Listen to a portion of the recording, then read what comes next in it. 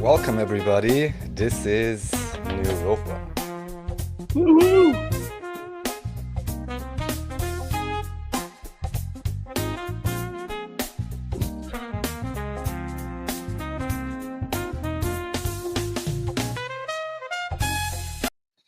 Good to have you here. I've got Yoga Poser and Jose. Jose, who does Exertus Amoebas, the Clips channel, one of the greatest channels on YouTube, if you ask me. And if you go, you can see all kinds of shorts here. Look, you got the Chris Farley Weird Origin. Oh, that's so cool. I mean, like, I can show you clips, but you've probably seen some of me talking. The thing that's cool about this is, like, you want like a 5-minute or an 8-minute Exertus clip, you can send somebody, be like, hey, I watch Exertus. And they're like, dude, 2 hours of Exertus at a time is a lot. What can we do? Give them a 12-minute look at some of these videos. 9 minutes, 10 minutes, 12. These are all really digestible clips from the shows. It's pretty sweet. So I just want to say thank you so much, Jose, for making that. That's awesome. I hope everyone's been able to check it out. Oh, hey, I want to say thank you, Andreas, and thank you, Raphael, for having me on the show. I've been watching for a long time now, like probably since COVID-19, and definitely the first time Exertus went on the Tinfoil Hat podcast with Sam Tripoli. That's where I first saw Andreas Exertus. But Based. I really appreciate your content on top of everything else and the perspectives that you guys provide regularly. I think it's in my life, it's been really important. So I appreciate it. Dude, that's exactly what makes me want to stay alive. Thank you for saying that. Yeah, I definitely hope you guys have the chance to go check out. He's got created playlists here. We'll look at this stuff a bit more later because we also have some Neuropa stuff to show off. This is Raphael's page. If you guys have gone to commency.at and you go down to the log, you click on Neuropa, you can see today's list of content, and we have a bunch of cool stuff. Thank you, Raph. You actually can just go into the description because the link's right there, so everyone can check out the show links. Yeah. Perfect. And So- I'm just another fan that was actually brought on by Andreas. And, you know, a lot of people, when like Ping Trip will come on and he doesn't even want to have a certain conversation on his channel because he feels like he's risking everything he's built up to this point. But Andreas has streamed every day, you know, sometimes twice a day for years. Yeah, I've much. destroyed And my it- reputation. It's fine, you know. Well, no, and then you're willing to bring on people. You have no idea what I'm going to say today, what Jose is going to say today. This could be a whole work where Jose wanted to get on your channel to say, you know, they're turning the frogs, the water's turning the frogs gay or something, or that's, you know, for all you know, that's going to get you in trouble. And I am a recovering Alex Jones addict. I'll admit that nice. outright. But nice. No, I'm a I'm here. recovering gay frog. Yeah, I know what you mean.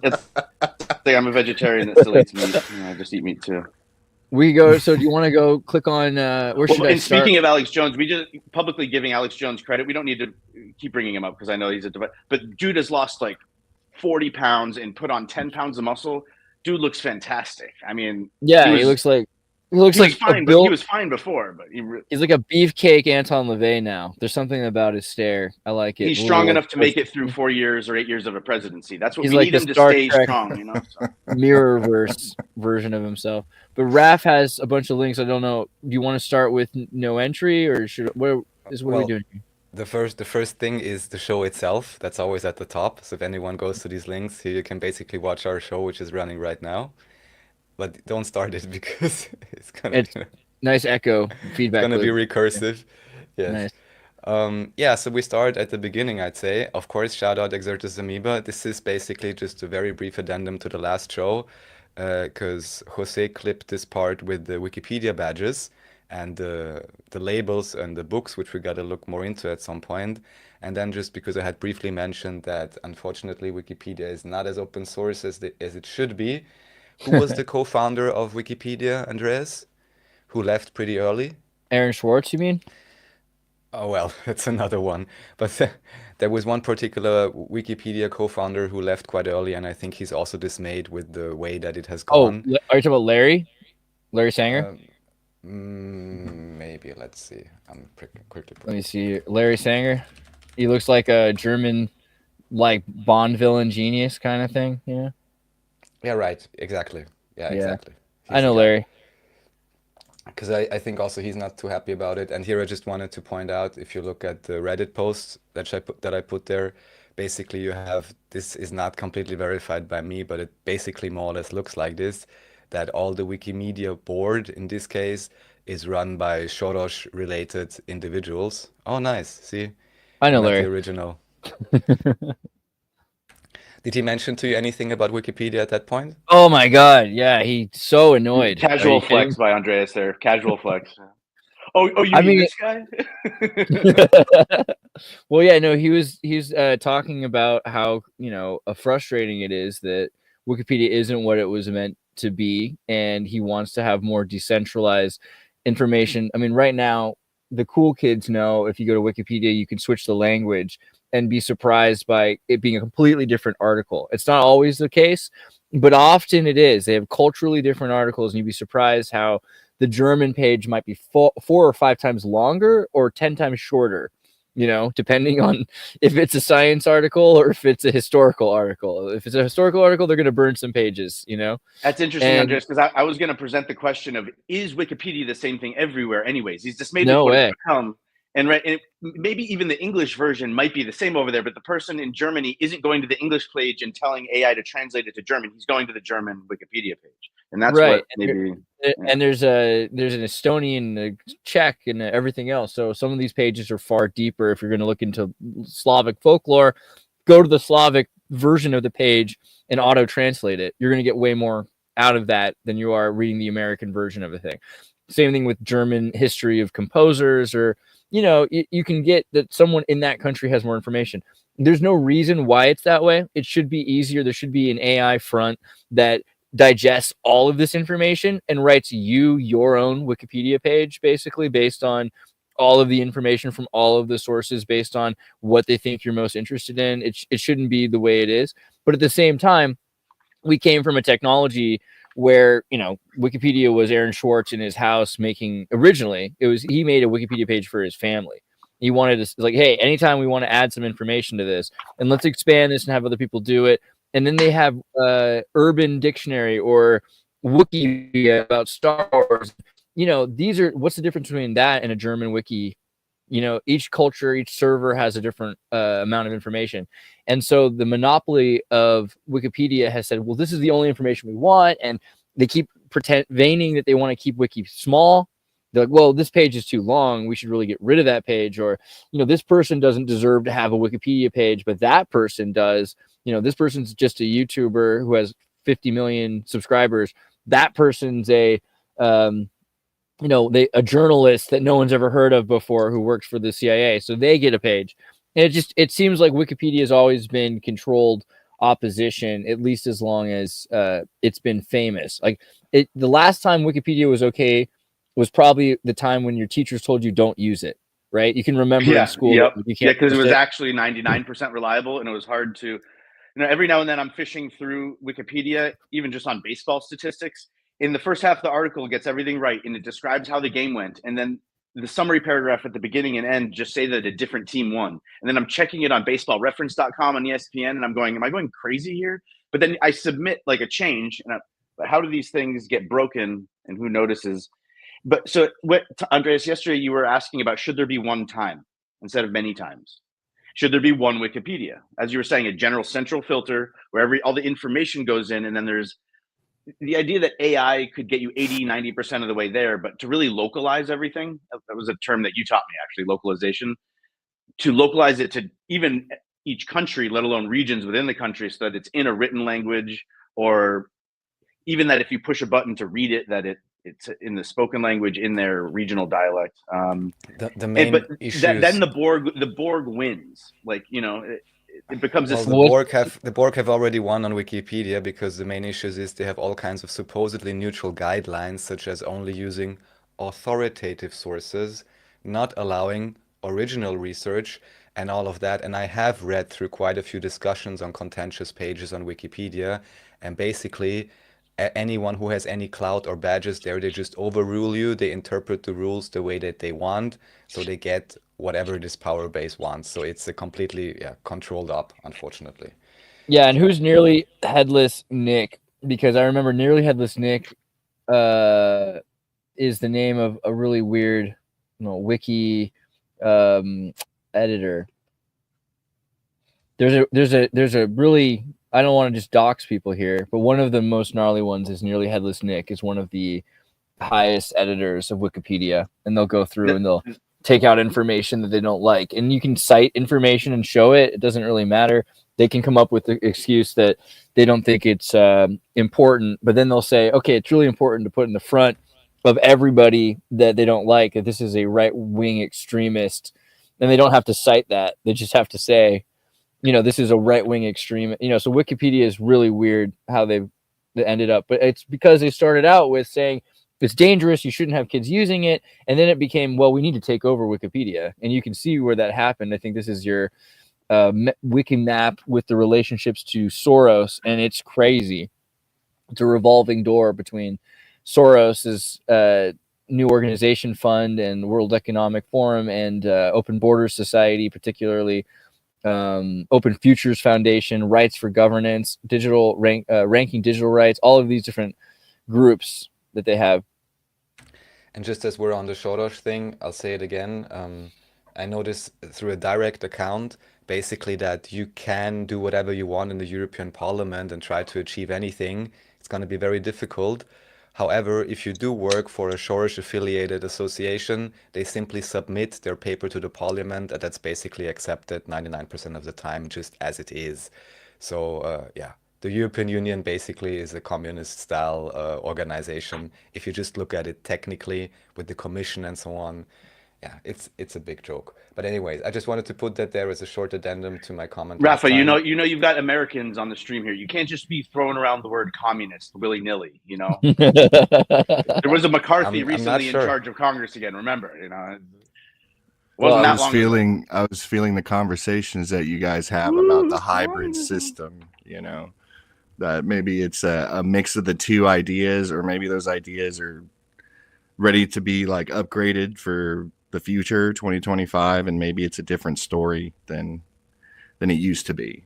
That's how I'm feeling. I feel like we're going back. Ism and schism. If We're going back. If you try to make an ism out of everything, it breaks everyone up. But go ahead. If you go to the 30s and you look at, where's this picture? FDR, Stalin, Churchill. Let me just look at this picture really quickly. There's like a good picture of them all hanging out together. This one here, and you think about it for a second, and it's like, well, Stalin was obviously in charge of a Soviet Union, which was working towards socialism, but FDR, right? FDR was a social democrat. He was a total socialist, and he created government jobs, government spending programs. Took after the crash of '29, really America went pretty central planned in a lot of ways. And what about Churchill? Churchill, for a British oligarchy in Parliament, running for the House of Lords, a corporatist oligarchy of Britain with a monarchy. I mean, these are all kind of socialists. It's not an argument whether or not don't say it out loud. Otherwise, we're gonna have to clap, and Tinkerbell will come back to life. No, we're just supposed to. They're all socialists, though. That's the thing. Socialism, communism 2.0. They just rebranded it, and we are where it's at the at the precipice of an argument. But because there was so much stigma attached to it. I'm not saying it's a bad thing. I'm not trying to say Well, it is what it is. I think communism. There are good and bad things about every system, and I think communism and socialism. There was a whole generational trauma. Think about the Cold War and all the propaganda that we got being afraid of a virus. My dad grew up, and they would ring a siren when you were a child, and everyone would hide under your desk as though that was going to save you from the biggest bomb ever that anyone had ever thought of and conceived of, and we agreed as a society, that actually exists. That's not just a myth. There's a bomb that can blow up your fucking whole city, and even if that, But ducking and cover will save you from that. Nothing can save you from communism. That was the lesson. Well, because the Ruskies are coming, and there were all the fringe guys, the Alex Joneses at the time, were freaking out about Russia. Okay, what about Sabine Neuropa? We got this whole thing with Raf. Let's look at the Sabine video. Here, what we can do. So, as you can see in the title, I was asked to keep this confidential. Of course, I totally want to listen to her, but we can't just play it, without getting copyright struck up and down. However, what we can do is you can skip forward 5 seconds each and just see what's on the screen from 1 minute 1. The whole point here is that Sabine had been sent an email 5 or 7 years ago. This is the email If you want, we could even read it. I'll just briefly outline it. So the point being that she published something 7 years ago in a scientific journal where she basically, how should I say, put forth the fundamental question. I believe this is in particular related to particle physics, but from what I understand, there's issues with so many different sciences in terms of not actually following the scientific method and being as rigorous as they portray themselves to be with this scientific method that's like this, effigy idol. And in this email, you basically have a, I believe, particle physicist contacting her and saying, look, the paper you put out with your fundamental criticism is quite important and correct. However, don't you know, there's so many people working in these fields, just like me, and I also developed this model and revised it, and basically it's not really working so well, or it doesn't make so much sense, but it generates funding, It's basically. my life. And if Yeah. Exactly. And don't you consider there are so many families, and so many people working there in high-paying jobs, and don't you feel sad for if they're gonna lose their job, if it's gonna have further repercussions, that all of those more or less useless or questionable jobs would be eliminated? And in a way, maybe halfway trying to guilt trip her into this. And now 7 years later, in an anonymized way, she published this. And of course, she's in the perfect position because people have been looking at her already, like going down the deep end. And I already saw criticism channels of her, like, oh my God, all the crazy conspiracy people are listening to her and, trying to give themselves a veneer of scientism because of Sabine. And it's, of course, so dangerous. Um, yeah. So if you want, we can briefly go through this or just skip through this Yeah. email in Let me Well, itself. first of all, let me have you guys all heard of Sabine? I've seen her. She comes up in my feed. Jose, does she come up in your feed? I've only seen her on Neuropa when Andreas Okay. and Raphael reviewed Okay. her. she does So she does have a lot of she interesting videos. I'll give her and she that. seems like she's very relatable, and I'm compelled to watch her content because they say controlled opposition, this, that, or the other. The way that it's showing up in my feed, even though she's from another country, it seems like someone's trying to put her forward as like the Oh next yeah. Neil deGrasse Tyson, kind of a science communicator. But she doesn't seem to be in the bag for anybody. And it doesn't mean she's right about everything or that she's on the cutting edge of everything or has classified information or knowledge, but I she does posted seem to be intellectually honest. There's an intellectually she honesty to her. she's saying what she believes. I remember, but she believes the thing she is because she's locked in a paradigm. So like she posted, the last thing Germany needs at this point is an incompetent people in government, more incompetent people in government. Have a look at what happened in the U.S. recently. And so I was like, Sabine, every once in a while I have high hopes for you, but then you assert your ignorance with paradigm locked foolish comments like this, and it just seems like that's all that she does is she gets. But were you offended that she attacked the United States? She said, "Look at the United States," or were you? Well, yeah, I think you were probably it was offended that Doge. she was taking down It, Germany. No, it was Oh, both. no. It was all of it. It was all of it because she's saying AFD is bad and that's none of my business. But the idea that Doge is an example of a bad thing is clearly it's demonstratively false. And for her to say that is showing that she's still locked in her media circle and she's still See, seeing even things. I'm lost, Andreas, because you said the AFD because of the first part. It's Alternative easy for Deutschland is the name of the German political party that's running in Germany right now, and they have a decent chance of winning, except Germany is doing everything they can to make them look like the Third Reich. They're like, these guys, they're saying, if you don't love Germany, you probably shouldn't be in Germany. And they're like, wow, Nazis. You know what I mean? So they're all freaking out about it. You think it hits hard in our news when it's like, you can call him the devil, you can call him anything, but if you call him Hitler, again, it's like now you're crying wolf, and we don't know if we need to mount up like we did in World War II. Because last time we heard about them Nazis, a whole bunch of us showed up on your fucking doorstep, Europe, didn't we? So again, if you want to cry wolf and claim that there's Nazis, we're especially going to listen when it's in Germany. Or is this just political theater? I think Germany is so out of they're so behind the times. They're so out of it. They're like living under a rock. It's like, it's worse than 80s Utah in Germany. They have no access to, they have a silicon curtain that keeps them from accessing Chinese goods. They don't have any idea what's going on in the modern world.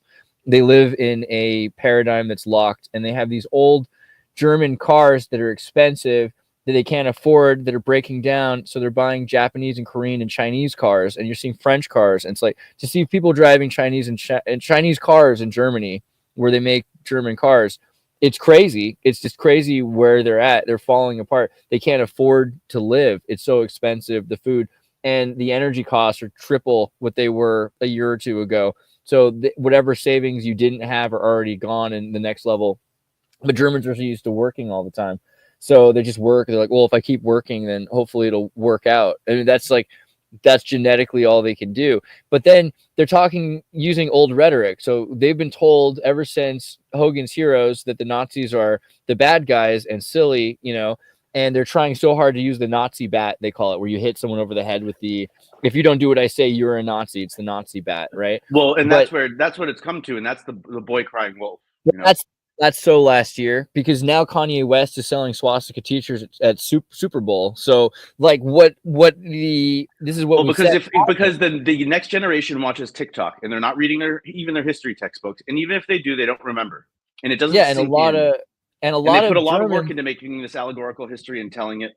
And I think again, if I pretend to be Sabine for a second to respond, it's like I hear what you're saying, Andreas. Those are all valid points, and that's a good point. And what I hear, it sounds like her tweet, not only did it trigger, and not in like a bad way, but my sensibilities too. I don't think Doge is a bad thing. I think it's scary in a lot of ways, and it means it's a reckoning for the country. But it's because we're $32 trillion in debt, and we don't want to be $60 trillion in debt because then the dollar will crash.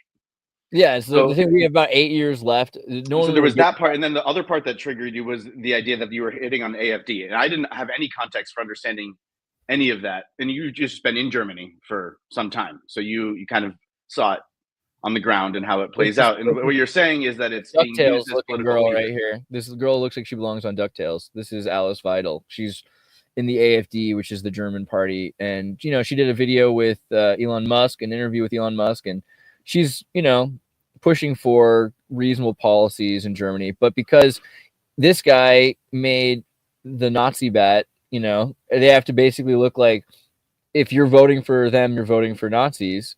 Only I don't think that's gonna. The question is, how progressive are Germans? Are they watching enough internet?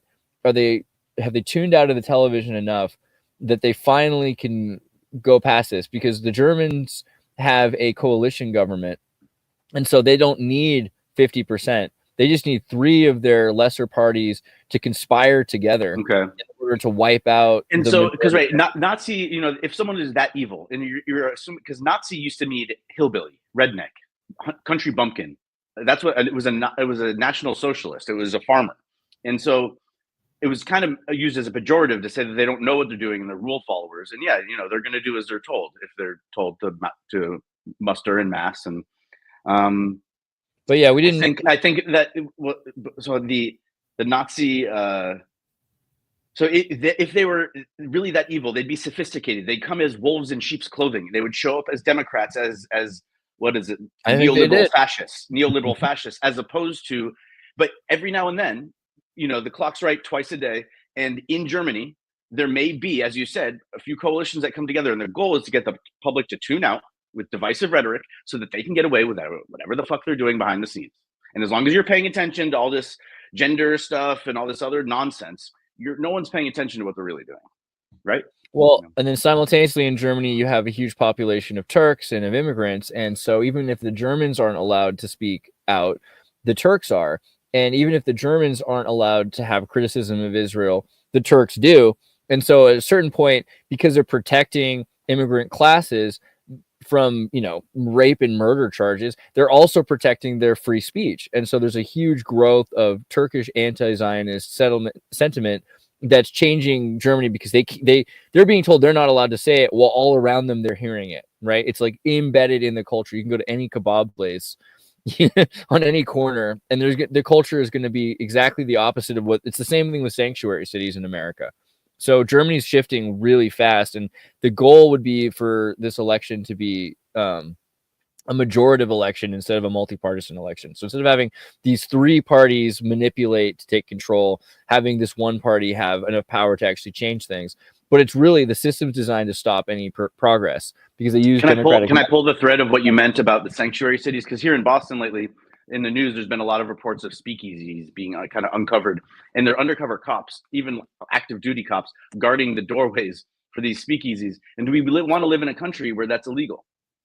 Or what, not where, of course it's illegal, but the totalitarian authoritarian, which is what the word Nazi now is supposed to, has kind of won. It's like when the trains run on time. In Boston, The buses don't run on time, and there's all these other cities are coming. Look, what you do is you put cameras on the buses, and if anyone's parked in the bus spot, or and by putting cameras on the buses, we'll figure out how to make them run exactly on time. And you know what? If the buses ever run exactly on time in Boston, then the fascists have won. And so it's this.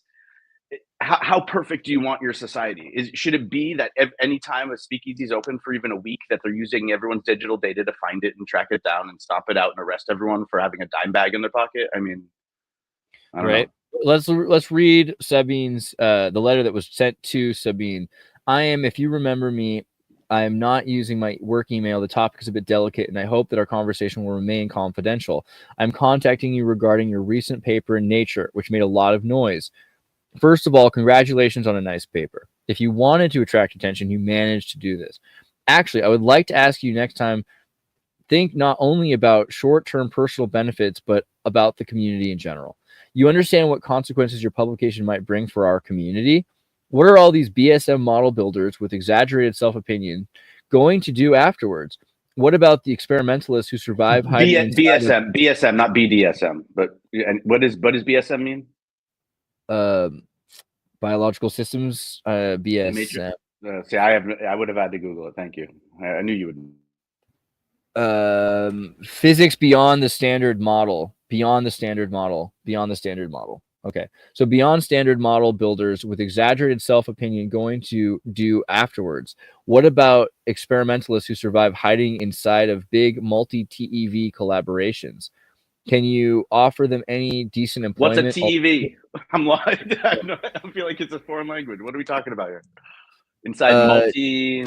It's not even that relevant for the context. Well, no, but see, I get accused of all the time of having an exaggerated self-opinion. And the idea is you're aiming for the stars and you might hit the moon. And the people like Galileo, the people that are, you have to allow yourself to expand into that grandiose part total of your enterprise mind value. And then edit those ideas. But if you're thinking out loud and you're talking live on a podcast, of course you're going to, certain types of people, if you're willing to think out loud that way, you're going to you risk coming across that way, I guess. Sure. I could be wrong, but I think it's total enterprise value. I mean, that's what it looks like it might be, TEV.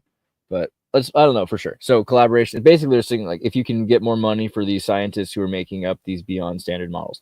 Some of them have families and young children. Some of them are already too old to get employment elsewhere. For some of them, academia is the only way to get a US visa. If you like, yes, what we created is a bubble, but it helps thousands of those guys and their families not to die from hunger. But that's not true. They could marry for a green card. What do you mean that's the only way to get citizenship? Sorry, back. Right. We all do the same stuff, and I have some trade secrets. For example, I am one of the authors of the so-called blank model. Pretty useless stuff. Old, refurbished crap with a couple of new blows and whistles. But if people buy this sort of crap and it helps them get the grants, who cares? For people who pay us, all we do is just noise. They have zero idea that elementary particles exist. They pay us from public funds, not their own, and basically pay for something cool, some new crazy hype, which they need either to include in their scientific spending reports or in case of universities to attract students. Your paper made a lot of noise and most likely will affect redistribution of HEP funds towards other areas, but I doubt that you will be able to suggest and implement any organizational changes. Also, any changes of quality criteria which would demonstrate uselessness of somebody's work will have zero chance of approval. I understand that all what I wrote above might sound a bit harsh. Sorry for this, but this is how our society is built. And this so is high energy physics, HEP is okay.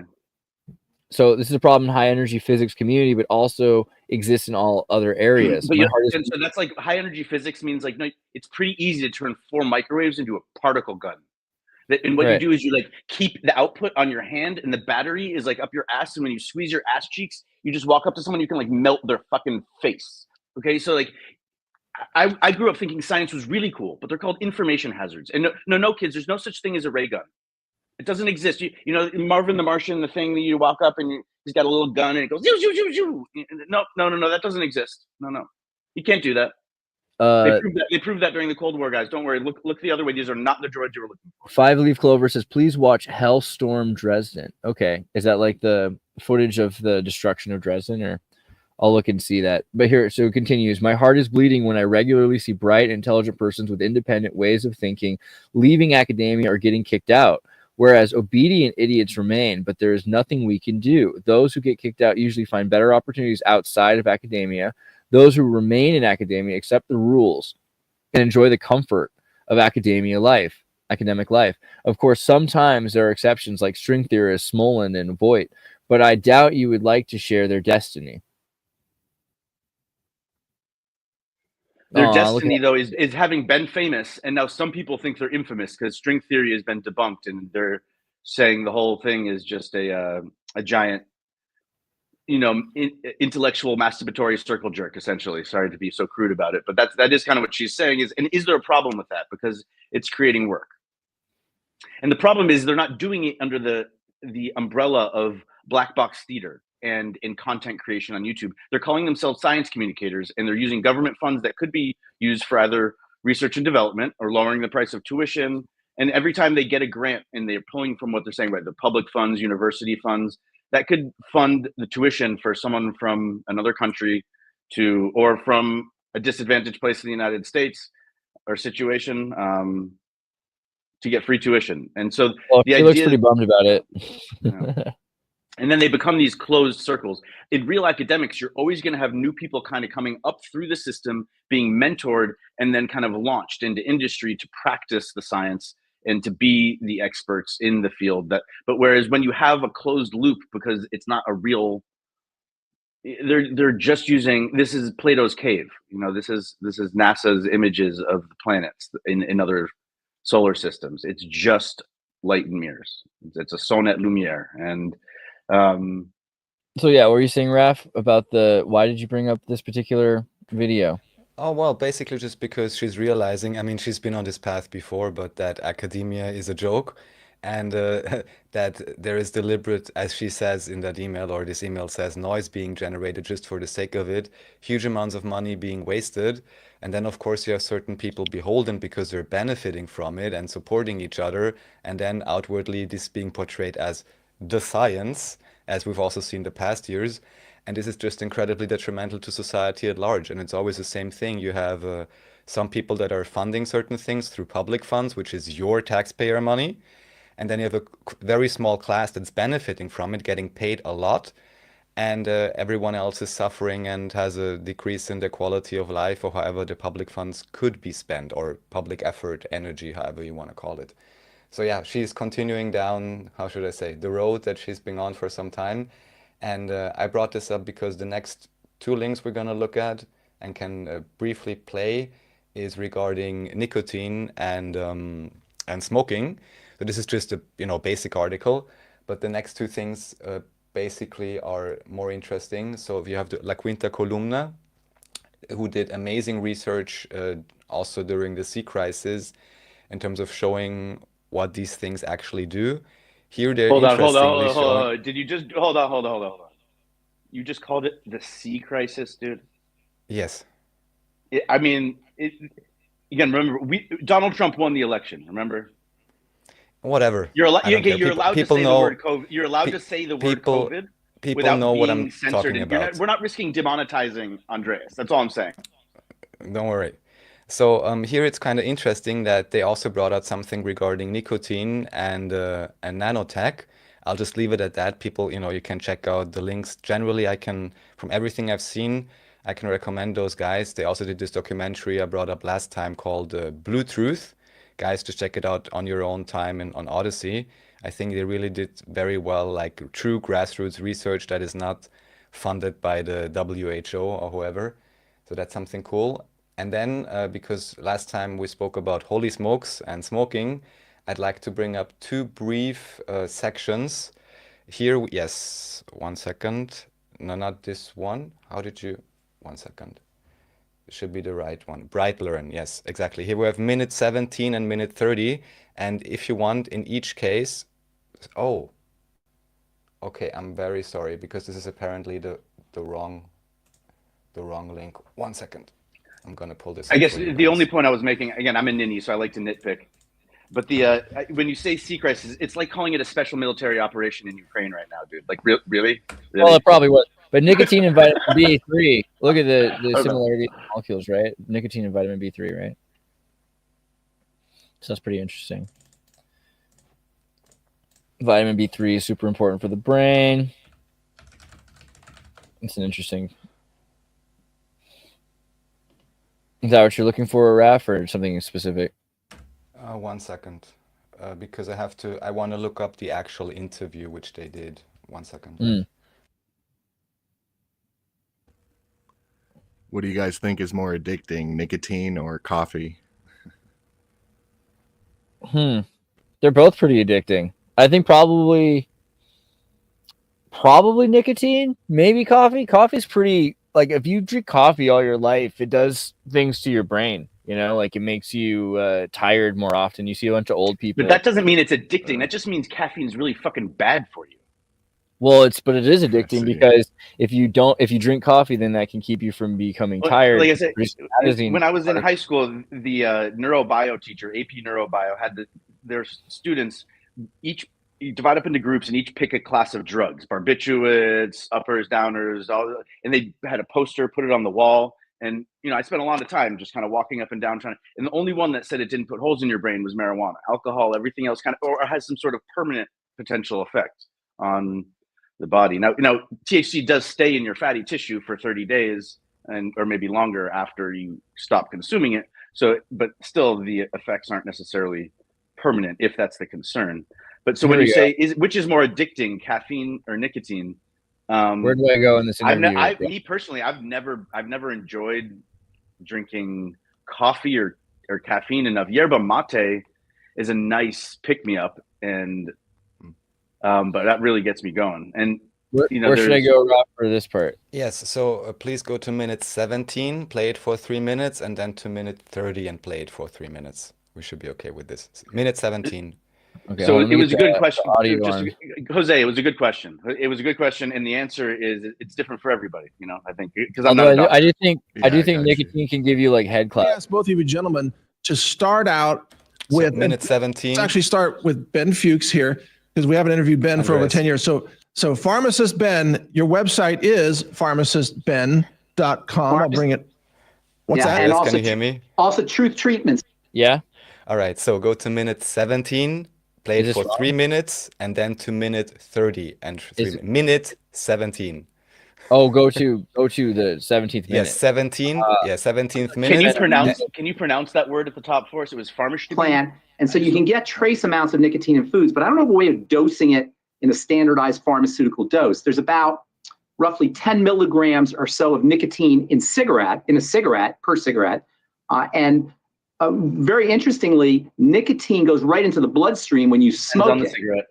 And it's kind of interesting. It's an interesting way to dose yourself with nicotine. So for every cigarette for every cigarette you're smoking, you're getting 10 milligrams or so of nicotine. Not all that nicotine is going into the blood. So it would be in that somewhere in that order of magnitude, somewhere around 10 milligrams or so to get an effect. But I don't know how much that nicotine actually gets into the blood from every cigarette.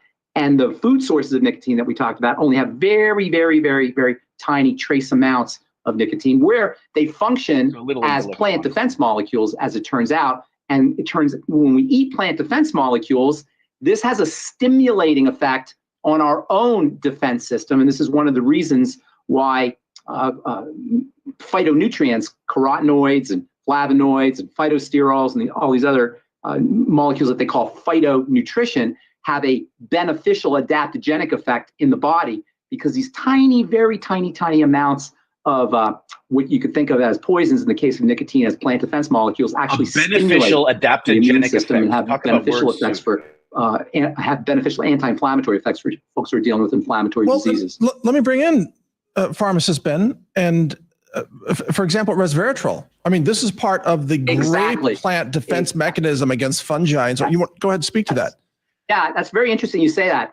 One of the most powerful plant defense molecules are molecules that mimic the female reproductive system, the animal female reproductive system, particularly estrogens. We know these as phytoestrogens. I'm sure you've heard the term. And these phytoestrogens are used by plants to prevent animals like rabbits from having babies. Turns out estrogen is birth control. Anybody who's been on, any woman who's been on the birth control pill knows. And these phytoestrogens actually suppress or inhibit conception. So the plants won't have to deal with a second generation of rodents or rabbits that will eat them.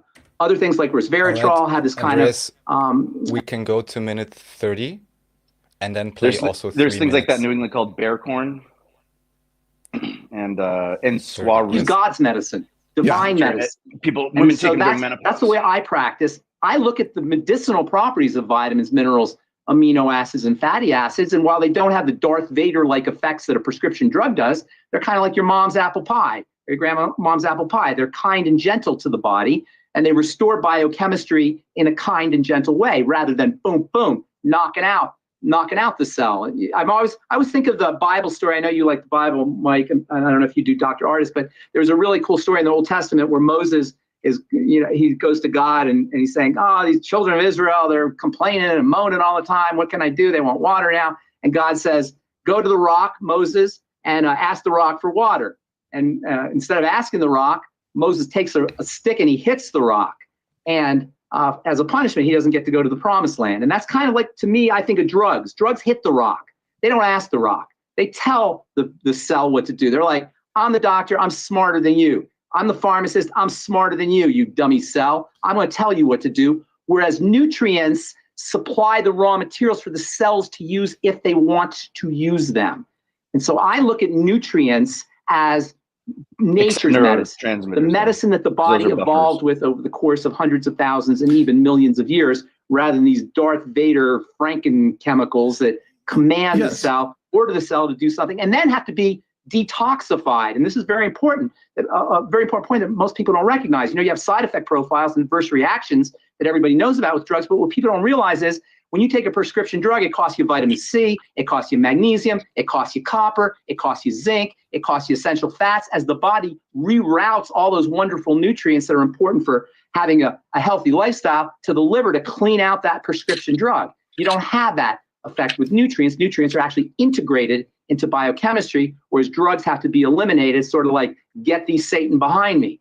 And that's why I don't even, when I'm thinking about cosmetic products and formulating my skincare products, I'm not going with venom. That's absurd. Let him finish what I'm first. going We with can talk is about it. Yeah, one second. vitamin C and vitamin A and vitamin D and vitamin K and omega fats and amino acids. There's a whole spectrum of powerful therapeutic molecules that the body can work with and integrate into its biochemistry in a way that drugs can't even come. Drugs are a whole nother world. Well, what's also interesting about that, and I believe that what you're talking about there with Moses, I think that's in Exodus, and also the Israelites mostly complained about all the manna from heaven. Like, manna again, it's the same food every single day. But there was a very interesting thing that happened also, where Moses was commanded by God to create, to put a serpent, the shape of a serpent, around the staff, which, as you know, became the caduceus, right? Yes. And that people who looked at that staff were going to be what? Immune to snake bites, immune to venom. So Dr. Artist, if you would chime in, because this has been a little bit confusing to me to read this from Scripture. What was it about God's miracle working through Moses that let people look at this and they were immune to venom? What's going on? I think any miracle like that can happen no matter what God decides is his word he's going to profess. So when he said, look at it, it was going to happen. So there's lots of people who have put together the fact that brass, which it was a brass staff. No, I think it was bronze. I'm pretty sure it was bronze. Yeah. I think, what are the metals that make up bronze then? Well, nickel. Tin and copper. Tin and copper, no? Yeah, there's copper in there, yes. Yep. All right, so I want to speak to this. You know what the number one mineral is that's destroyed out of every cell of your body by venom from snakes? Copper. So you could have walked up there and licked the bronze or brass snake if you wanted to, and it would have provided you copper and help you defeat this thing. So just like the glyphosate insecticide, herbicide, it depletes copper from the cells and zinc. So does all snake venom, which is why copper is essential and why so many people now are being diagnosed with diabetes after having COVID. When you get these venom proteins inside of you, it depletes copper. Copper is required to make insulin break down sugar. You have an enzyme that activates insulin and it requires copper. As we deplete copper from our soils using glyphosate and other insecticides, herbicides. As we destroy that, we get no copper in the plants we're eating and consuming. If you're actually injecting venom inside of you, applying cosmetics that have venom inside of you, it's depleting copper from your cells. You're going to develop. Interesting. So very briefly here, the whole point being, and I wholeheartedly agree, which is why I put this guy on. You basically have the dichotomy between, you know, pharmaceutical drugs, as they are generally called. They always have so-called side effects. But one way to think of it is there are no side effects. There are only main effects, and you can actually have the same compound in two different drugs. And in one of them, it will be main effect A, side effect is B. And then the other drug with the same compound, it will say main effect B, side effect A. And the other point being, which I also understand to be correct, is that it's basically depleting your minerals, vitamins, and all of that.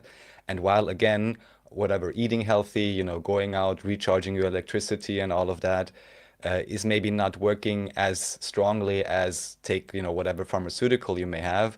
But on the long run, it's most likely much more easy on your body and does not create all of those side effects and depletion of minerals, which pharmaceuticals are doing. See, you prefaced what you were saying, Rafa, by saying, as far as I understand. And so you're being intellectually honest. You're saying, I'm not an expert in this, but then you continue on and saying things that kind of sound like science a little bit, like you go out and recharge your electricity, but going for a walk, you're activating your organ systems sometimes that have been dormant because you're in torpor, or if you're being sedentary or you're in a stress sedentary state. Life is really bad. So your body might have a store of a certain type of chemical, and then an enzyme chain reaction is activated at certain times of day within. And there's distinction between drugs and not drugs, and is, to me, ridiculous.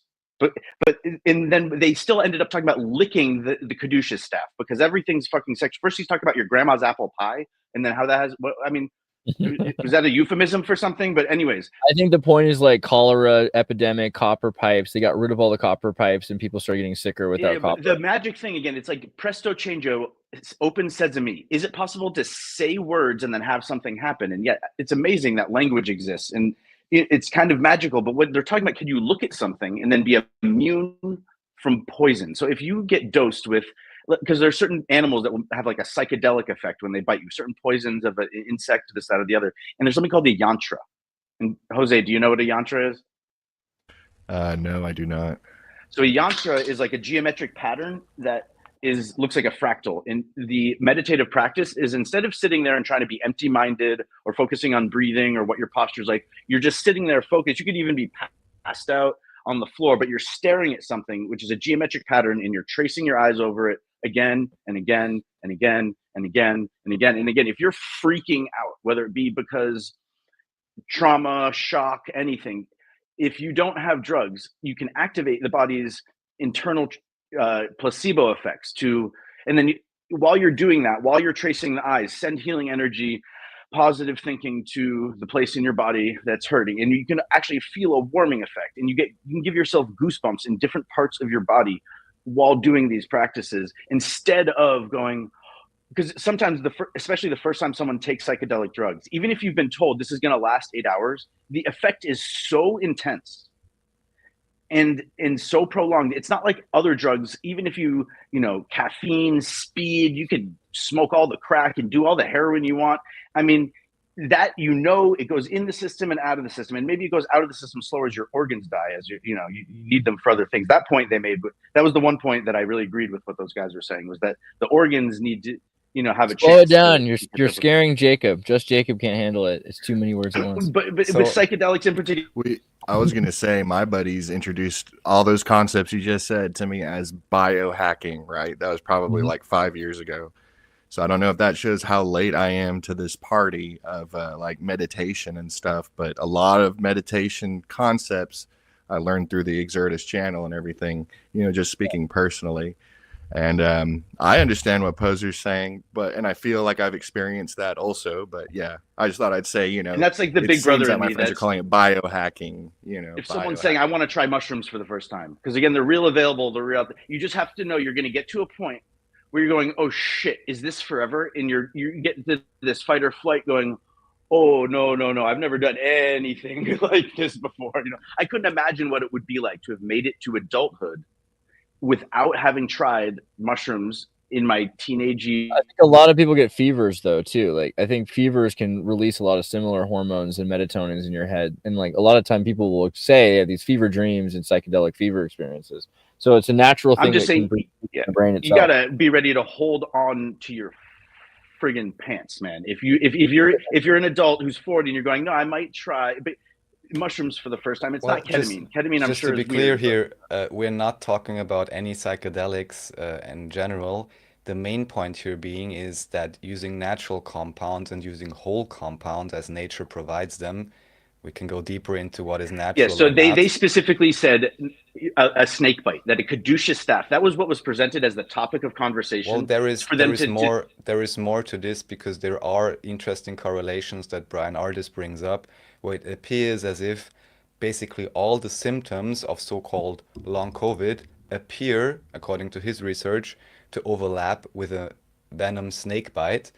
And this may last up to 12 years, from what I understand. Is that like COVID toe? And again, a snake bite is a metaphor for being, again, it's the thing where there's only one antidote.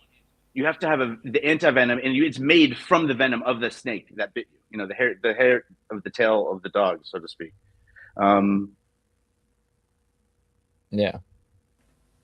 But also you have this goon video. What do you want to talk about, this goon thing? Well, before we move on, though, just to address what they said, because the whole premise of their video was that you look at something and you're healed, and that's ridiculous. No, that's not the premise, Stefan. That's not the premise. That's not the premise of the video. That was merely an analogy and trying to understand what it could be about this copper staff. And what's certainly true is that copper has this antimicrobial and all types of other properties that can assist in various ways. I'm not denying that. And again, the goal was to also provide an additional reaction, as though I was kind of chiming in on their conversation. And their premise, again, I'm not saying that whether it was the premise or it was a good premise or a bad premise. I'm just saying that they started the point. They kind of served a volley. And again, maybe we can kind of learn how to do this as a panelist. So someone served a volley and said, how ridiculous is this, guys? There was a time where someone said that if you got bit by a snake and you were going to die, the only way to get healed was to look at something. And again, if you mistranslate that, it's like, okay,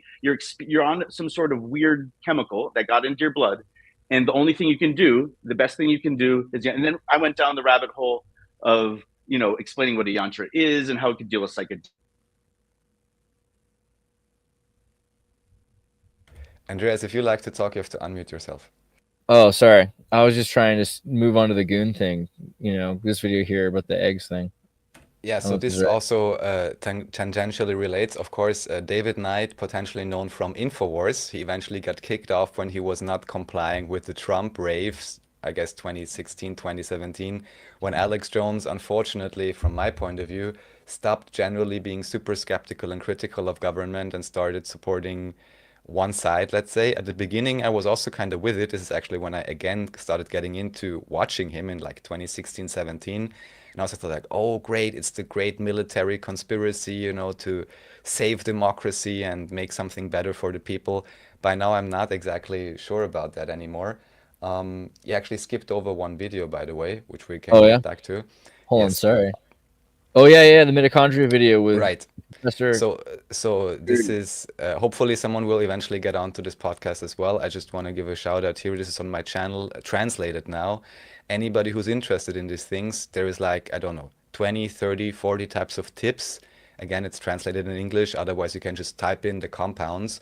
And according to his research, he's been doing detoxings for people for like 20, 30 years, and especially assisted by something that's called a dark field microscope, where you can actually see the blood cells and you can almost real time see changes that are happening. You can see how whether the cells are fighting each other, whether the blood is oxygenated and all of that. So he has this technique to analyze the results. When I learned about mitochondria, just 1 second, I'm almost finished. And here he's basically presenting all the things that he realized when treating people and detoxing them, compounds that actually help them to detox. And according to his research, he was even able to people that, let's say, didn't jive so well with the recent how do you call it, vaccinations, and had some issues present in their blood. By using various combinations of these compounds, within about 6 months, he was able to restore them to something that, at least from the dark field microscopy blood analysis point of view, appeared again to be perfectly healthy. And that can be very relevant for many people that may have partaken in this and may feel they have some issues. And it's kind of one of my passions, to put these things out, to actually give people some insight and some ideas. There's many other doctors also talking about this, but I'm bringing him on because I know him personally. I understand what he's doing in terms of analysis and that he's honest in what he's presenting. So anyone, you can just type out anything that's mentioned here and listen to the show, and then maybe get some ideas how you can basically, again, increase your own electricity availability and cell voltage and do other things that the body and the blood functions again properly. Please. Exertus Amoeba and then Stefan. Oh, yeah, go ahead. Jose first. No, what is the, or if you know, what is the measure to like know when you are fully detoxified, if you guys know? Or did you mention that actually? I'm curious. Well, that's in the yoga space. I can speak to it because I came from being a very science-minded person. Even when I had, long hair in the past, the idea that I would ever be into yoga and energy and science and toxins is a word that is like drugs. That is like saying a doctor, in what country and under who's deemed by, or you're saying God. Okay, you could be talking about any number of things, and it depends on how you're defining that. Is it a God or not? You're balanced up on So are you detoxified? I mean, have your organs process things through, but certain types of the pharmacopoeia, the body activates the psychogenic or the psychedelic effect of, so in certain situations when the substances move through your blood and out of your body, either through any number of processes, they are then taking that thing and deactivating the molecule.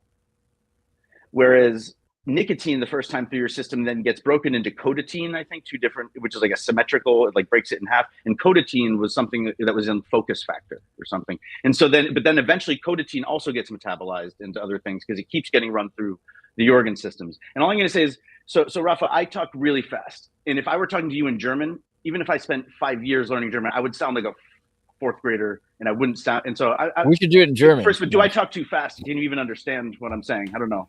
Because I can speak Spanish. I can't understand it for the life of me, but I think electricity is like an interesting point. Sorry, Raph, you were trying to explain. What do you think it means to be healthy or to be detoxed? Oh, well, that there are several views on this. All that's presented here in that video that we just showed with Gerd is he's using this dog field microscopy. He's also explaining it. So I'm not sure how many dog field microscopy pictures are in this particular video because we mainly talk about mitochondria, but you can basically see the different types of blood cells. And for example, you can see if your white blood cells are fighting each other, or if they're like stacked on each other, or if they're like clobbered together.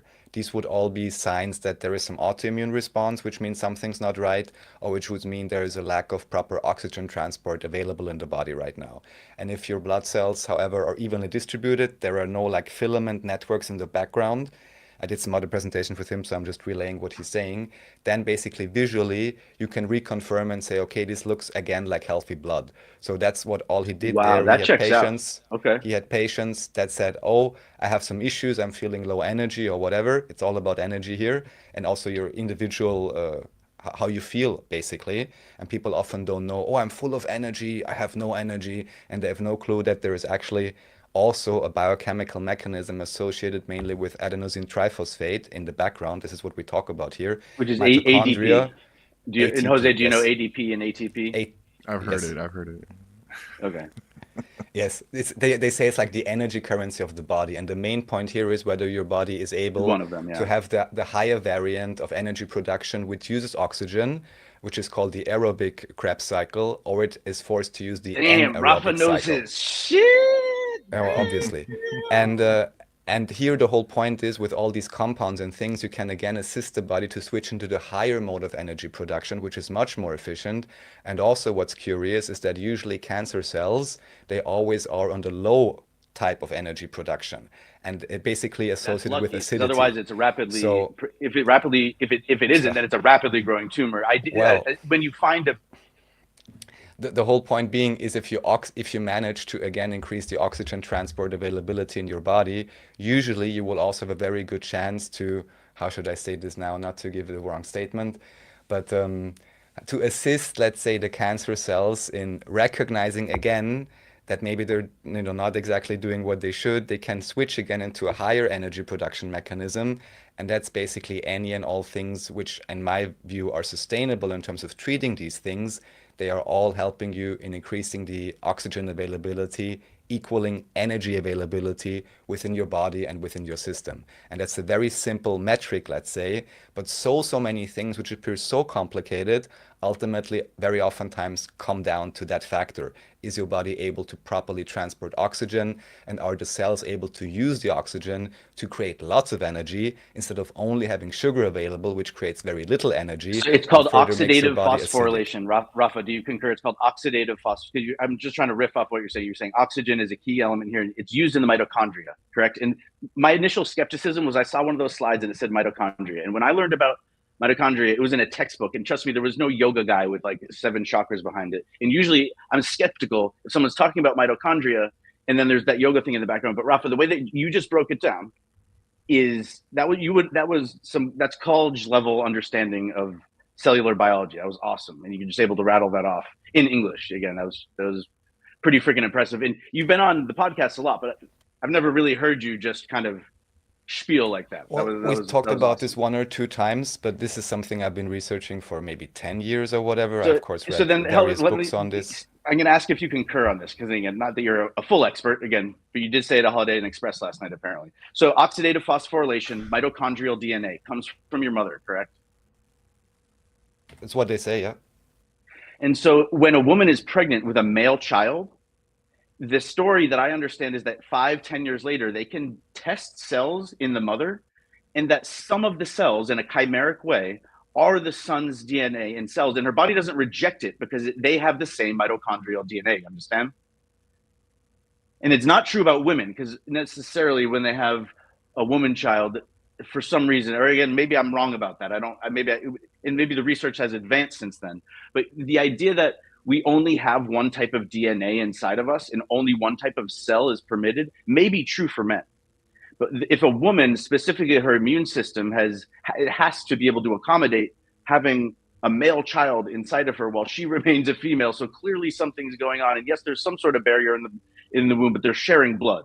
And so the idea that somehow those cells get and leak through out of the womb into the mother, and then they don't take up as cancer, though. And so when you say that it slowing down the metabolic system versus speeding it up in general, if the body is in health and there are no fast-growing tumors inside it, of course, is the right idea. In very specific cases, if they find a fast-growing tumor, because if a tumor is there and it's growing faster than all the other cells in the body, then it could metastasize. But ideally, if you find a tumor and it's called a benign tumor, and then I'm sure there's all types of things that can be learned about the energetic process. The basic idea is, as they say, and I think this was Warburg from 100 years ago, there's this famous quote, and I'm just quoting here, not making any statements, but basically I believe he's saying cancer cannot exist in an alkaline environment. And this also relates back to the oxygenation. So even if you have any of these issues, from what I understand, you want to oxygenize your body and all your cells, and this will give you the best chance to, how should I say, facilitate remission, or however you would want to call it.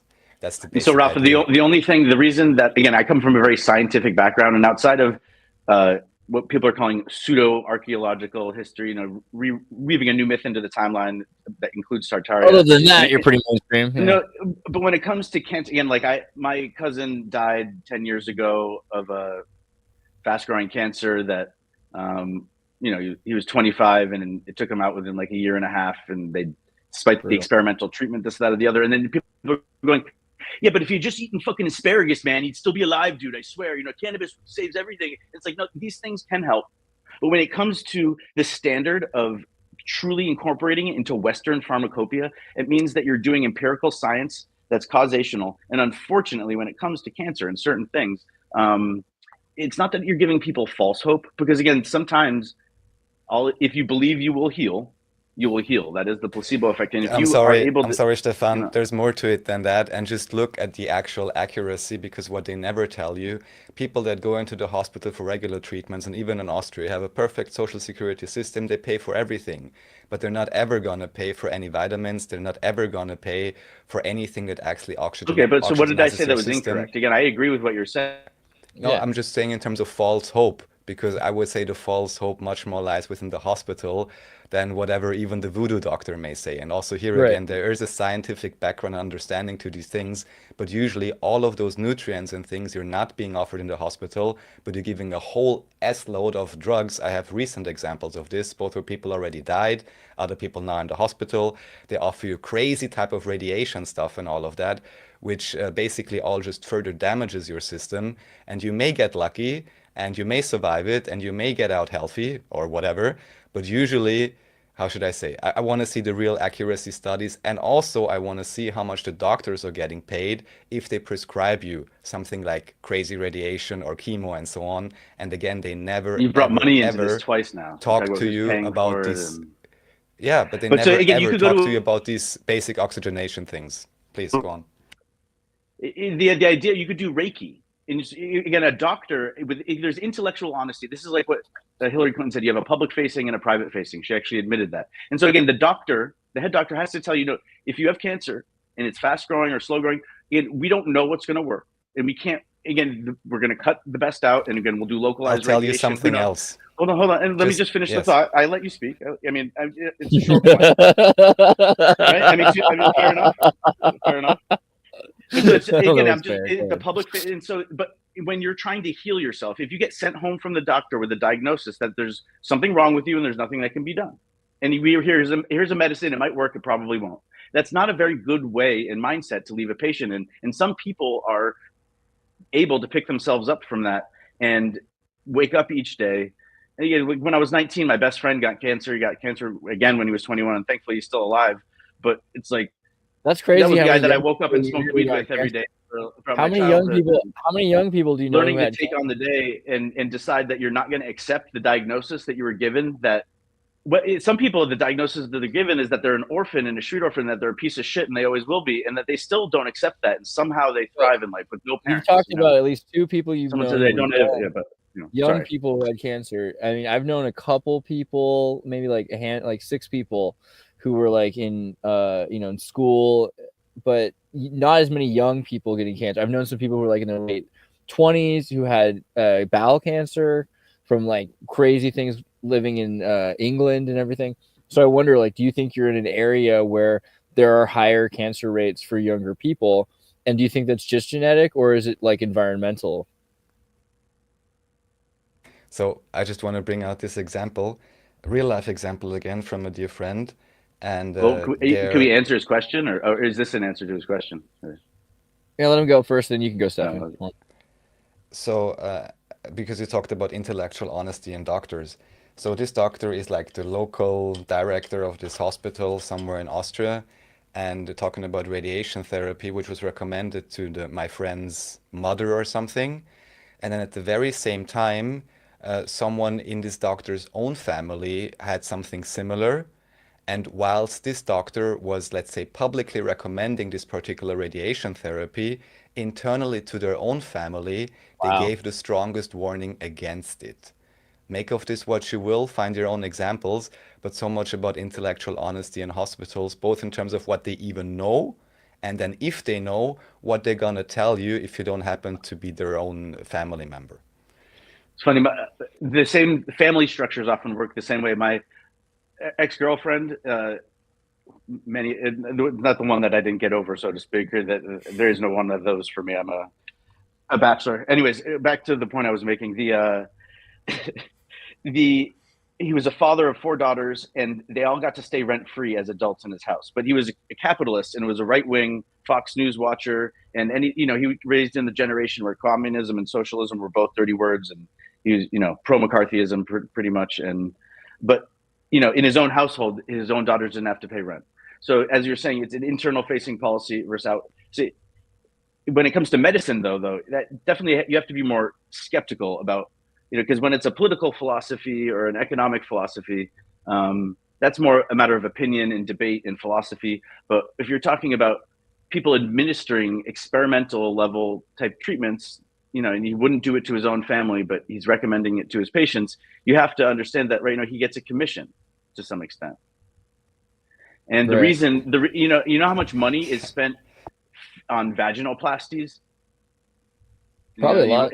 I don't know the exact number. They cost more than C-sections cumulatively, and one's considered an elective surgery, and you have to pay for it out of pocket. And the other one is probably considered either life-saving or preserving treatment.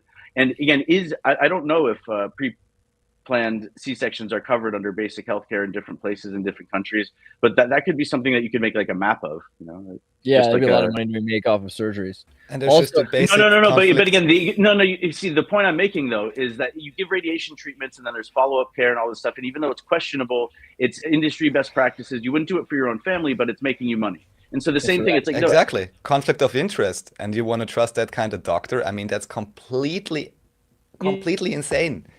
The C-section is the preventative medicine that prevents the vaginoplasties from needing to happen, but the vaginoplasties need to happen because it's a money-making industry. C-sections have all sorts of complications and risks and actually have problems later in life. It's not always the right thing to do a C-section. It's often wrong to do a C-section. You can't. But it's like getting a tummy tuck, and it's like getting facelifts. It's a cosmetic surgery to most vaginoplasties. And if you took all that money and just put it to paying for C-sections, that would be how you'd pay for it. And then you see how it would also close the loop and prevent the need for all those things. Correct? This guy's for real. I've known Stefan a long time. He is unironically for planned mandatory C-sections. He's been saying this for years. All have friends their wife will get pregnant, and he'll wow, I feel so seen right now. Wait, who was that guy, dude? Whoa, I feel like I'm a guy on the internet. Whoa, he super chats Andres, to like thank you for random having such people a fucking awesome fan asking. base, dude. He asked if their wives are having planned C-sections. He's for real on that one. Who was it though? I want to shout him out next time. I'll look for him in chat. Who is it? You fix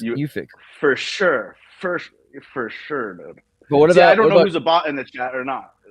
I'll definitely keep an eye out. No, he's real. I've written with him. He's real.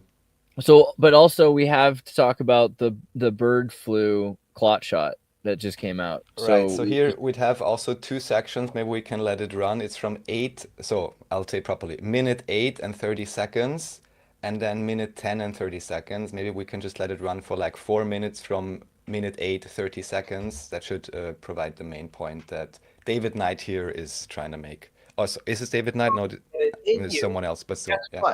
They're going to make sure who is David Knight? Even if they're already putting it in the mass supply of chicken and the mass supply of cattle, they're going to make sure that if you're a farmer and you got chickens, they're coming for them. If you're a farmer and you have cows, guess what? Your cows can now get the bird flu too. They're coming for them, right? So this is passed on. That's what CRISPR enables. It's a tool, that when they go in and they edit the genes of an embryo, it can be passed on to future generations. So if you remember, I don't know, how many people are still here, but I know there's a good amount of you, obviously. I talked about this at least 2 years ago. Okay, they were talking about proof of concept that CRISPR was going to be the one that came out with this gene editing technology. And clearly they saw and see how many people are aware of what CRISPR is, aware that it could be passed on, right? So all these stories were out there about scientists harnessing CRISPR. So all they did is just pivot over to Zoetis here. Zoetis, which is working with CRISPR anyway. This is what they do. People go, oh, I don't know about Zoetis, right? Oh, and Zoetis has a connection to Pfizer, right? Don't worry about that either, right? They don't want you to think that, that they don't want you to hear any of these scary words that might get you worried, like Pfizer or Moderna or CRISPR. So you also might remember during the outbreak, they were talking about University of California, grow and eat your own vaccines, right? Because they were attempting then to get it in the food supply chain. And again, I mentioned earlier, we had Zuckerberg and Gates.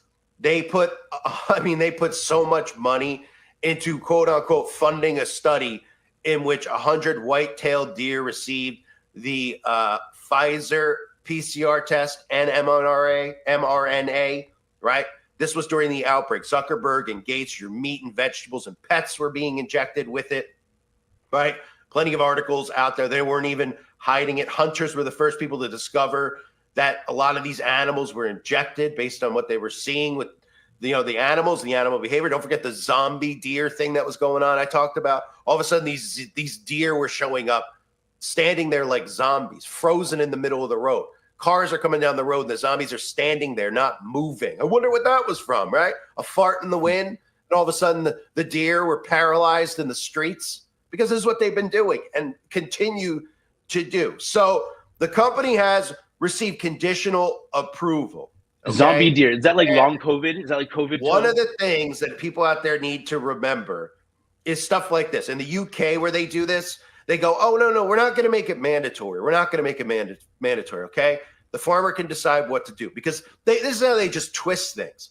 But it says here, to prevent further spread, the Environment Department has imposed mandatory culls of birds within a 3-kilometer radius of a confirmed case, right? So you have your social distancing with the pets here, with the chickens, right? Oh, your chicken, well, you might have your own farm and you're independent. Well, you know what? One of the chickens you brought in to your backyard here, well, one of them got in contact with another one, and now your whole flock is contaminated. So we're going to have to come in and we're going to have to provide it. Don't worry, we'll do it free of charge to help you out, And again, that's another way they can trick some of these people who are not aware of what any of this stuff is with gene editing. And they'll go, well, all right, I guess, what's the big deal, right? Right, and then it just continues to spread in the food supply chain. And don't forget, too, recently, what did zombie deer have to do with? I believe it was on one of the ones that was terminated. I think they talked about on this. in the. So the whole point here being that instead of having something directly, put into you, it can be put into your food. It can be put into your food supply and animals with all kinds of strange PCR test type excuses, which even carry malice. So you're saying that the people created the zombie deers? Is that no? Wait, Rafa, because again, Sure. it's a specific question. It was a short clip. We don't need to disagree about it. I'm just trying to clarify. We have it. Look at the CW. What's it called? CW. Yeah. Zombie deer. It's totally created. But the zombie deer they were talking about were ones that were standing in the middle of the road, and they let the car hit them. Because again, if they don't have a context, they're like, there's no way that thing's actually going to hit me. Why would it? Because another animal wouldn't. Hold on. He started talking about CRISPR and gene editing and creating mutant hybrids, which can happen through crossbreeding in animal husbandry, anyways. Okay. And so this is a version of science communication, but it's Mockingbird-esque. You understand? And Mockingbird was like before MK Ultra. And instead of science communication, which is Sabine is doing more science communication. When she gives a 10-minute video and she's using a PowerPoint, it's like a mini lesson. It's not quite a college level lecture. She's dumbing it down a little bit for the mainstream audience. And she might not always be 100% correct, but this type of stuff is just meant to get people interested in thinking in a scientific way. And you're supposed to not, he's not really saying anything. CRISPR, whether it exists or not, is just a new repackaged way to kind of raise an alarm about human-animal hybrids. You're gonna bigger headline if you put the word zombie in front of deer. That's true too. Did you guys see this, by the way, that Trump had a Black History Month? And when we say human-animal hybrids, in the future, that's going to be really racist or like speciesist or something. It already is, man. I love my Disney mutant creatures. But hold on, this was pretty funny because he was. We also have the head of Pfizer here, so I want to thank him. One of the great. They can type in English. You can call them animal. You hear the booing? You have the head of Pfizer here, and then everyone starts booing. Thank you very much. He laughs. Thank you very much. Thank you very much. I want to congratulate our newly. I thought that was pretty funny. That, like, I don't know, even his reaction to it, like he knew they were gonna boo, and he just smiled with it. I don't know, that was interesting. But hold on, can we react? Because we watched the video, and my whole premise and major reaction, and I want to get Jose's reaction too, and maybe reaction to my reaction. And we don't have to have this like as a series of videos that are made. It's like real time. I think it's called like a conversation or something. And so instead of whether I have a good idea or bad idea, but my reaction to it is the human animal hybrid stuff exists, and then my one up there is that if an animal human hybrid can type in English in full sentences and ask for things and walk and maybe even talk a little bit, like once they start doing services, is it a human yet?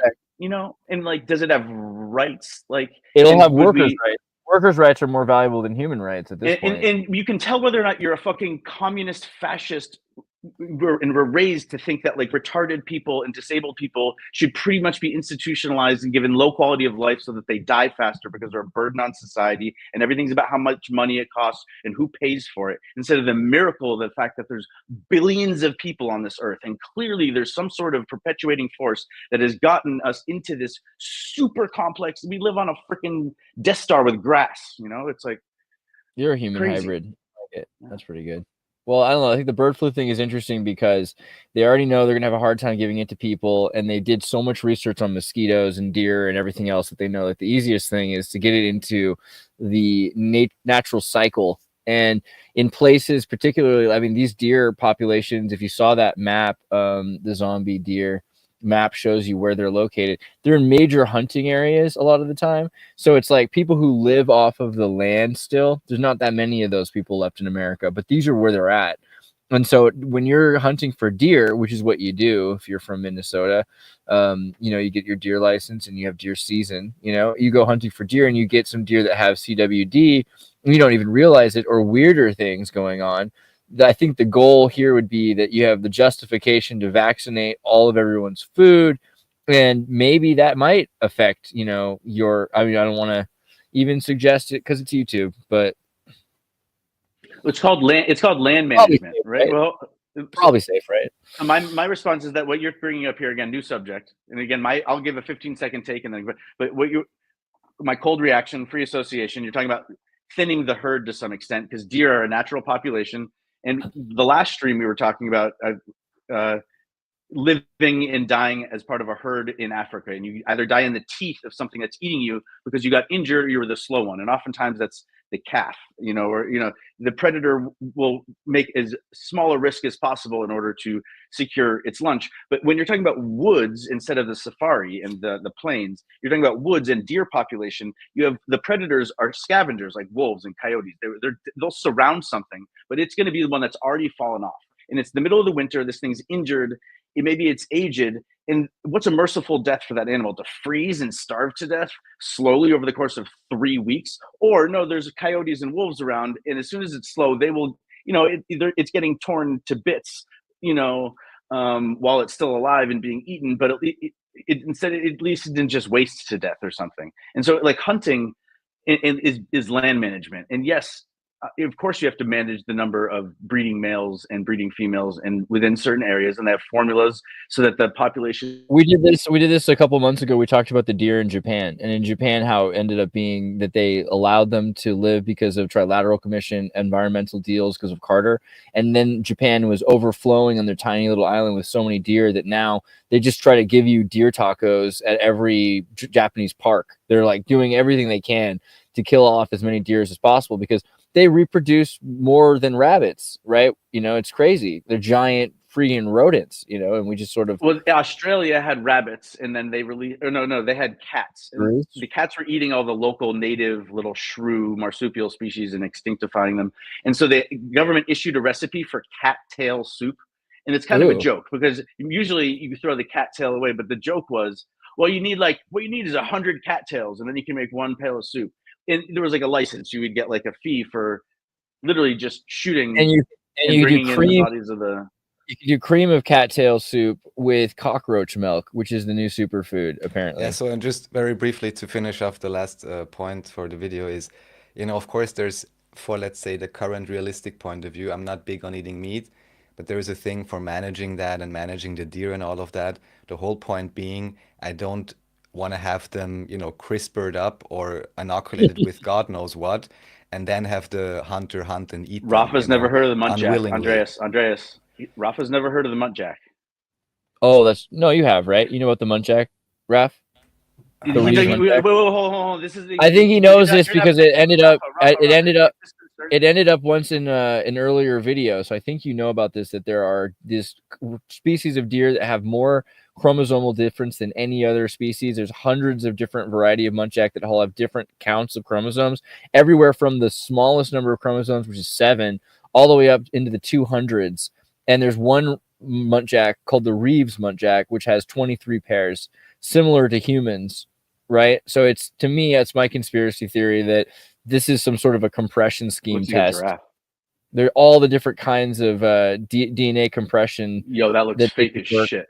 Yo, that's it real. It looks like a jackalope. It looks like a jackalope. Yeah, wait, go back an image too. Go back an image. Yeah. Okay. So, yo, what? Yeah. But you do the one with pointy horn, dude. That's wild. And they have so it's a weird thing about their chromosomes that you could basically test anything on Munchaks and it would be, compatible with humans. Oh, yo, because the goat. Okay, so the goat. What is it? The Lucifer. What's the face? The Baphomet. Baphomet. Thank you. Sorry, I knew someone was a Munchak. See, that makes more sense because there is something called a free martin if you're a goat hooter, and it's a hermaphroditic goat, and it's like 1 out of every 100,000 or something like that. But so Rafa, your disaster scenario was, oh my god, what if some rich scientist one place tries to make some sort of thing where all of a sudden the deer genes are all messed up, and like those things pretty much like deer. Yeah, there's a reason why over the world, and some of them have like 7 pairs of chromosomes. Some of them have like exactly 23 pairs of chromosomes. Don't you think there would be a different, even if there are aberrations, if it's a, how should I say, naturally grown deer that, then this would also have to investigate it, how this happened originally. And again, so the disaster scenario. Wait, 1 second. If they create some aberration naturally, that's one thing. It's another thing if they're being inoculated with whatever, and that causes the aberration, because usually humans either don't properly understand or deliberately do something that is then destructive or causes the deer to turn into a zombie. And I don't want to eat a zombie deer. I don't know. But you're missing and I also the point. don't want to hit so your into disaster. We have zombie deers. My friend, listen to me for a second. There are muntjacks who have exactly, what was the number, 23? Isn't that how many pairs of chromosomes do we have? Yeah, it's the same as us. So Rafa, you're a smart guy. You just broke down cellular biology. So work with me. Respond to what. So Andreas confirmed it. Can you? So what's the deal? What are you asking? What are you trying to get us to say? That's the disaster scenario. Is that it would be very easy through persistence, even. Back in ancient Rome, they had needles where you could do. If you hit the entire different varieties of Munchaks, you would hit all sorts of different chromosomal pairing scheme that would affect different kinds of animals. So this might be a keystone species that if you were to vaccinate this thing, it could spread. They're having problems causing the bird flu to spread to humans, right? It's difficult. No, wrong again, Andreas. No, I'm gonna. And again, you're both missing the point. The point is, if you're talking, the disaster scenario is not viruses. The disaster scenario is that it's easy to breed a muntjac with a human being. It's called animal husbandry, and that's why you can create different bird species. Muntjac hybrids, they're coming. Yeah. No. Again, how is that not? Again, am I crazy for thinking that you guys are, again, it's the virus it's type. Funny. I agree. I think that we're very close to human hybrids. Human animal hybrids is the, again, you could have already done that anyways through other techniques, even without this. But the muntjac in particular, which is like the deer, that's how we got to, is a very specific example of the weirdest mammalian. Again, is that thing even a mammal? Is it a marsupial? Is it halfway in between? It's a rodent. But yeah, so hybrid workers with less rights. I think we agree that that's what's coming. And then they'll all be forced to drink cockroach milk because that is the new superfood, right? That they're coming out with. Right? Yeah, I don't want to harp on this one. I just wanted to bring it up because I think it's hilarious. And Jose, did you know about muntjacs? No, I did not. That was again. Andreas at least remembered that we brought it up on stream before. We talked about the Wolfen and this, that, or the other. But respect. Hybrids are coming. So yeah, I don't know how you milk a cockroach though. I feel like Alex Jones has been telling me about animal hybrids since childhood. So right, exactly. I really understand. Exactly. Cockroach milk sounds nasty though. What about this lovely lady? What's going on with this lady and there's stuff being thrown out of the windows in Germany? Oh no, is this German? I can't hear it. And just to roast myself, am I crazy? And it's like, even if the answer to that question is yes, it doesn't mean I'm not right. What is this? What is going on here, Raph? Oh, Raph disappeared for a second. I think he'll be back. Well, Jose, you got some thoughts? No, not much. Exactly like when I watch you guys. I don't. I'm used to this new format or whatever. This is the first live show I've ever been on. Thanks again, Exertus. Well, I know we give you a real wild, bold ride. You can see if you can hold on to the horns. Oh yeah, for sure. And for so, sure. Jose, you did the one question you presented to the rest of us that I'm not sure you got responses from the other two guys, and because I grabbed the wheel. But you asked about what does it mean to be detoxified. And again, I'm not sure if that was in reference to something specific, but my 15-second kind of, again, way to steer the conversation back to that question at the end, just out of respect for your first time on stream, go team, is saying that there were other words that came up that are kind of ambiguous. And and not to say that your question was bad or is poorly framed, but there's just responding to it. It's saying detoxifying implies that there are toxins and things that aren't toxins, and that things that are drugs or aren't drugs, or things that are adaptogens or not. And then I like to expand it. What's a doctor? Someone says, well, a doctor said it. In what country, in what era, and according to what. And then, also the word God, even. Again, just expand. You're talking, all of a sudden, from a philosophical standpoint, you have to define terms before you. And then even the word crazy. Again, the English language is very good at certain things. I'm just going to try to steer it back to the concept of love. English has one word for love. Greek has 8.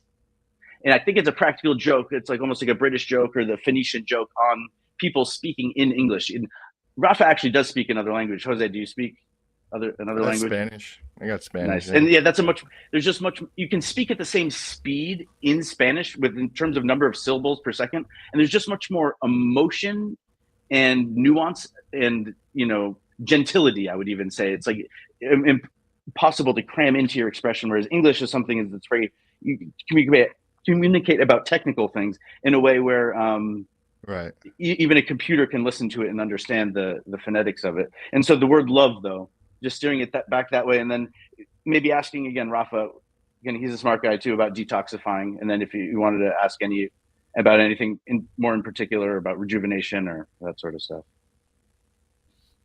Well, wait, we did have a subject I wanted to cover, though, because we have this. And I didn't know if we were at the end of the stream. No, it was 30 minutes. Wow. No, we're not at the end. Far from it. We'll see how far we get. But that doesn't mean we can't steer the conversation back to the question he asked about detox. No, we can. It's just the question how we're going to get through it. Nightmare. So basically, I hope, Jose, do you have any particular question? We can bring it on here about detoxing. I think I laid it out that what I showed with the presentation was mainly related to this dark field and as one analysis. And that's why I interviewed the guy. I understand the basics. We can speculate about other things. But do you have any more question about that? No, at the moment, no. I'll definitely rewatch that video. I feel like I understand everything Poser brought up, and he's right. It's just, I really do have like this engineered based mind that, I wasn't even recently aware of until like 5 years ago, but I love it all, What I want to say is that's the whole point, which I'm kind of trying to do also with that presentation I did with Professor Gerd Unterweger. By the way, he's a professor of music, not to make any misconceptions, but it doesn't mean he's any less qualified for detoxing and understanding things. There is an engineering type understanding you can 100% apply to things that appear woo-woo. Like when someone says, oh, I'm low on energy, I'm high on energy. There is a biochemical background to this and all kinds of other things. Electric charge is very important. And that's the way I try to lay it out, that we can actually use the logical understanding to understand these things which are relegated by mainstream science to be woo-woo and crazy, but actually they're not.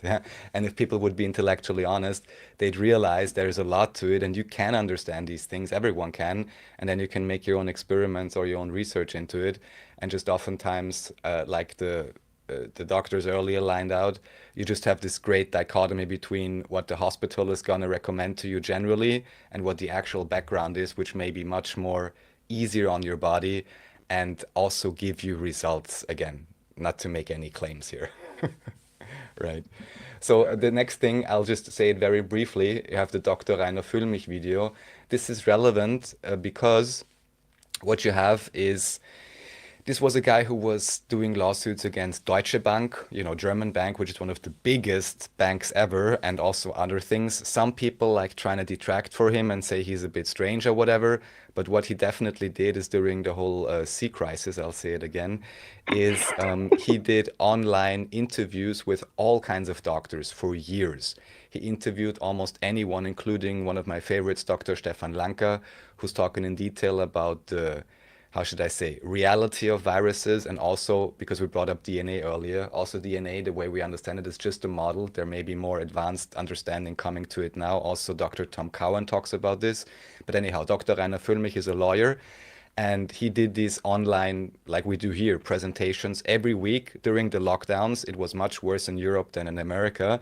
For many people, this was almost like a beacon of light. They collected quite some money. I'm sure they also had their expenses paid. However, it seemed quite a lot of even millions accrued. And the way it looks right now, at least according to these guys, this Dr. Rainer Füllmich now, basically he's in prison for 1.5 years without just now the process is being started or the judiciary proceedings. It seems completely fudged. And also it seems like the other lawyers that collaborated with him basically did all kinds of tricks and even colluded with the state prosecutor to basically get this Dr. Rainer Füllmich into a ditch. And it's also strange because he back then lived even in South America. He was in Brazil. And according to the statements here, he was more or less kidnapped from there, put into a prison in Germany, and now 1 year, no trial. And now slowly it's all coming out.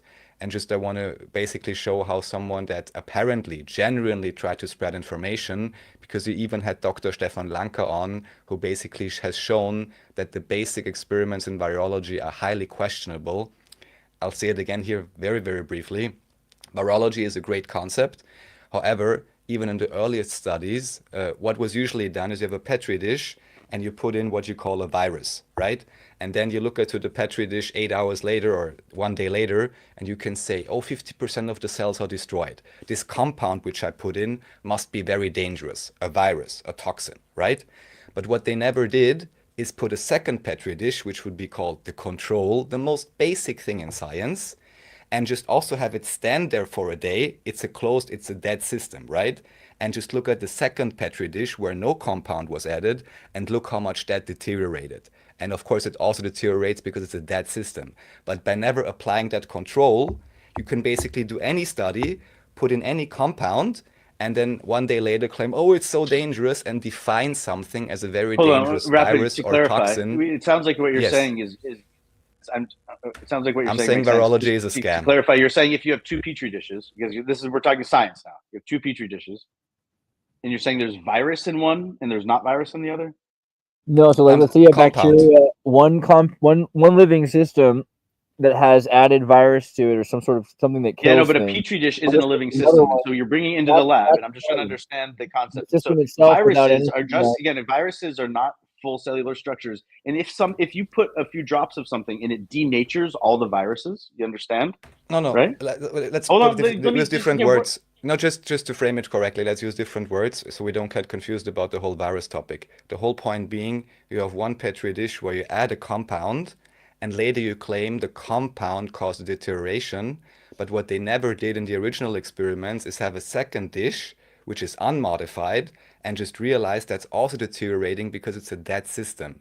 So instead of saying that's the same as a dead system isn't the same as a living body. Like, so if you have that in your body, you're constantly having. Yeah, there's no such thing as control variables in a living system, and that's the whole point of bringing it into the lab. You're trying to talk. You're talking in the name of science here. Again, it's like you gotta have a guy. You can't have a petri dish. You have to have a guy trying to talk in the name of science about petri dishes, but now you're talking about how it's the same thing. And that one is a control, and what you're complaining about is a controlled variable, and that's the fallacy of science in general, and that's why the philosophy. But starving the cell is the answer, though, because if you can stop the cell from consuming, if you had something closer to a closed system where you were able to stop biology or metabolism from happening, then without anything, a lot of this stuff dies on its own. That's a big reason why people do intermittent fasting, and there's all sorts of things which naturally your system will commit apoptosis to clean itself out, right?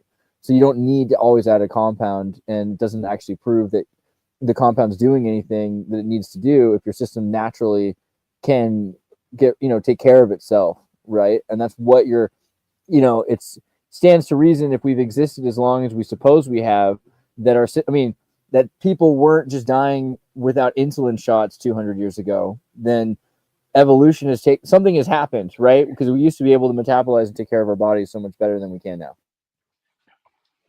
I caught that sneeze by a microsecond. Wow. Really? That's what you muted? I'm just kidding. I kid the I poser. muted a couple burps. I muted a can't. couple burps. I'm being conscious. I I'm love like the a pro. poser. I love the poser. Wait, I don't have a dump pedal. I need a the dump new pedal. Emperor's virus. The Emperor's new virus. And this is just anyone can check this out on their own time. This is a bit of an older documentary. I rewatched it recently. There's another one called House of Numbers, which is more about the testing for HIV. And I can just encourage everyone here. This lady is very cool because they're asking him like, look, Gallo and whoever these guys, they identified it. They know what it is. And she's just saying, well, they have a certain interpretation. And according to our interpretation, something else is happening here. So this is a deeper rabbit hole. We don't need to discuss it right now, but I just want to reference it again. I think it's a great documentary, and anybody who's ever wondered about the strange things surrounding this so-called HIV, they may want to look into it to have a, let's say, alternative understanding of what's actually going on here. The Emperor's new virus. Yeah, check out this link. I'll watch this whole thing through. It's about 90 minutes. I'll figure out what it says, but it's good to have new models of things, especially when the old models were done by people who were friends with Fauci. Oh yeah, and actually you can just play maybe on minute 5 for 1 minute if we can. Well, can I respond? You played the last video. Can I respond to it? Because you let it play. All right. And it's like this. Can I just give some? Because again, otherwise, yeah, we have a short amount of time though. But Poser, we only have like another 20 minutes. And again, it's 15 seconds. Again, we're on here for minutes and minutes and minutes, right? Go ahead. The point is to punctuate it and provide some structure to make it more listenable to the audience. Because again, otherwise it skips and skips. And I'm fine with that. Okay. What's the comment? Oh, okay. So before Rafa's commentary was that there was this guy who was spreading science information, right? Correct, Rafa? The last video we started played with a guy named Stefan something. Well, he's related to the whole thing in terms of investigating what's actually going on. Yes, and if we rewind, if we could, what you said specifically, again, I wrote it down, was that there was a problem because he was the one spreading information, and people were worried about whether or not that was he wasn't towing the party line, right? Whether he was the science or not the science, correct? And again, it's like because that's the first time I've heard of it, and so it's just interesting reflecting back on that, and so. It reminds me of something called the Bernoulli effect, and it's actually a book that I have. I'm not going to jump off screen to grab it. The Bernoulli effect. The problem was that Bernoulli was a scientist that was known for just making very advances when it came to fluid dynamics, and he's an advanced mathematician. And and maybe it was the Bernoulli. The Bernoulli principle is this. I think the Bernoulli effect was that in the future, his name was being used to say that this vaccine was good or that vaccine, and it wasn't a capitalist thing. It was like a medical propaganda type thing. And when you say the C crisis, it just makes me worried because it's like you don't say he who shall not be named. It's like in Hebrew, the principle is you don't say you say Adonai. You don't read the letters of God's name, and that's regardless of whether you write God's name down and then you throw out that piece of paper. But when you say the C crisis, it just makes me see. I mean, why calling him? I mean, he's in Europe and they have laws against free speech, But okay, so how about USDA goons wipe out billions from the eggs? What do you think about that one? All right, so here, if we want, we can look at minute 8:30, and I think that's where he's summarizing it correctly. Okay, and I'll also go back and play.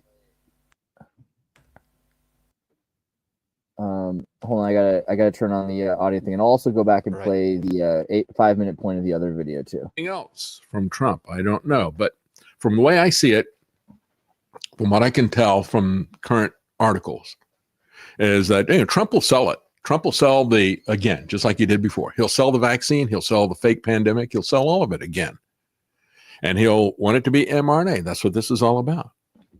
And RFK Jr. will just ignore it and talk about seed oil. And the USDA secretary will talk about, let's take the climate change stuff off the Forestry Service. But let's kill all the chickens. Prices in the U.S. soaring because of the spread of the bird flu among poultry, says Science magazine. The U.S. Department of Agriculture yesterday conditionally approved vaccine to protect the birds. President Trump's administration may therefore soon face a decision on whether to join the ranks of other nations, including China, France, Egypt, and Mexico, that vaccinate poultry. That's what this is all about. because they're going to be able to sell a lot more vaccines. Nobody's buying their vaccines. Nobody's rolling up their arm. Imagine if they can stick the needle in every single bird, how much money the big pharma companies are going to make. USDA approval may signal a shift in policy linked to the Trump administration's worries about egg prices. They will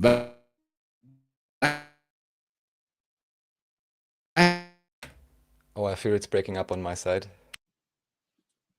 Oops. Our food in the name of fight signs a killed version of an H5N2 variant. Oh, wait a minute. These people just can't make up their mind about viruses, can they? You know, we're told that viruses are alive. Sometimes we're told viruses are not alive. Bacteria are alive. Viruses are not alive. Viruses are just this DNA sequence and everything. They can't even get a consistent story to you to tell you whether the virus is alive or dead.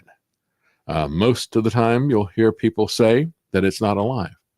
What it is it's a placeholder for their ignorance. That's what a virus is. Well, we don't know what caused this, so we'll say that it was caused by a virus. And then we'll use PCR tests to look for a code that is out there.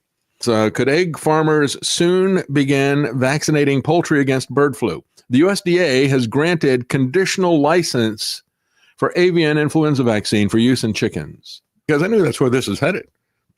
Like I said, on Friday, when you look at this guy, and we'll get to it, his name is Gerald Parker, if I remember correctly. But what he did was he took a guy who has served in both Democrat and Republican administrations. He's uniparty. He's also part of the global public health stuff. He's also part of One Health. He ran One Health in the Texas University where he was. What is One Health? Well, that's Bill Gates's thing, right? So he takes a Bill Gates guy who's worked for both Republicans and Democrats. This screams uniparty, and he puts him in charge of the Pandemic Preparedness Office of the White House. The pandemic czar. Meet your new Fauci. That's right, boys and girls. Yeah, that's it. There's a post-election sale on silver and gold. Yeah, Trump, we're good, Andreas. What? Hail Fauci! Hail Fauci! Hail Fauci! Hail. It's pretty much and at that point. Guys, please tell me you know the reference. Definitely remember that one. Jose, please, go ahead. That Matt Baker, right? There we go. Mr. Matt Baker, Slave to Liberty, Infowars.com. Go look him up. Hail Fauci! Hell yeah, dude. Because he said, meet your new pandemic czar. Isn't that new Fauci? 5 minutes on this one, or where, Raph? Yeah, here we can just play for 1-2 minutes. Yeah. Wait, really quick. Can I? Sure. Yeah. Because I heard David Charles Plate bring this up on Think Tank and everything. I mean, have you guys seen anything about the chicken culling? I know that's the video we just watched, but is that confirmed that all those chickens have been culled in a way? Yeah, they're killing tons of chickens, man. Yeah. That is the nature of the process. They either kill them to eat them, but you're saying a cull is that they're not eating them. Is that the tragedy of the situation? Oh, they're just killing tons of chickens. I think one of the excuses is that like chicken farms are so unhealthy, but it's also because, it changes the price of everything, and it's making it easier to imagine American chicken farmers competing at a healthier level in the future. That's that thought also, because like the Tyson farms, that you don't own your own chickens and everything else like that. But there's kosher chicken, and then there's not kosher chicken. Okay, and when you talk about culling, there's a process where everything is done by hand. Usually, the only time a chicken is touched as an adult is when it's being killed by someone who's doing it in a way that's supposed to be as humane as possible. But there are ways non-kosher chicken is the chicken never is touched by a human hand. Since it's been hold that thought, because that's actually important to what I wanted to say actually about this, which is that if you think about the Jewish Cohen sacrifice of chickens over the head, how many chickens do you think it would take? I'm serious, to make up for all the sins of the Democratic Party or the American. I mean, seriously. This is what I think is kind of going on. But you missed the other part. The other part is there's a machine. A non-kosher chicken is swept up by a machine into a vacuum chute and is beheaded more or less most of the time. And sometimes it's plucked feathers from its body while it's still alive because the thing missed, and it's like, or it was done kosherly. And so let's say the interesting, this is the trolley problem. Again, Andreas used to love trolley problems. So let's as a throwback, it's like, the trolley problem is, do you let the 6-month-old chicks, like they're halfway, grow to be like a year old so that they fit in the machines properly, so that they're more likely to be killed in a humane way? Or do you just throw the 6-month-old chicks in the machine that's designed for the full-grown chicken, so that like, no, they're all definitely just going to get all their feathers plucked from their butt, but now they're all dead? And again, no, because again, you have the machine of the chicken industry is to grow them and then kill them. So well, the cull in this instance is an interesting concept, though. You know, it's like, what are they doing with this? The question foam? is, the trolley problem is, do you let them grow up? Do you continue to feed them at least so they fit in the machine that kills them better? I mean, look what they do to chickens, man.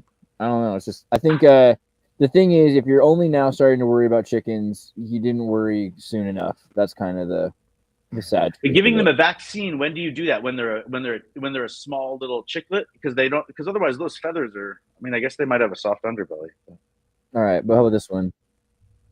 Because the vaccine costs 7 cents, maybe. But I'm not sure. Just play it for a second. No, it's not playing. There's no audio. Oh, okay. Hold on a second. Let me fix that. Sorry. You purify finding the virus, which causes. Maybe go back to minute 5. Go back 10 seconds just to make sure we get his whole point. Well, you isolate a virus by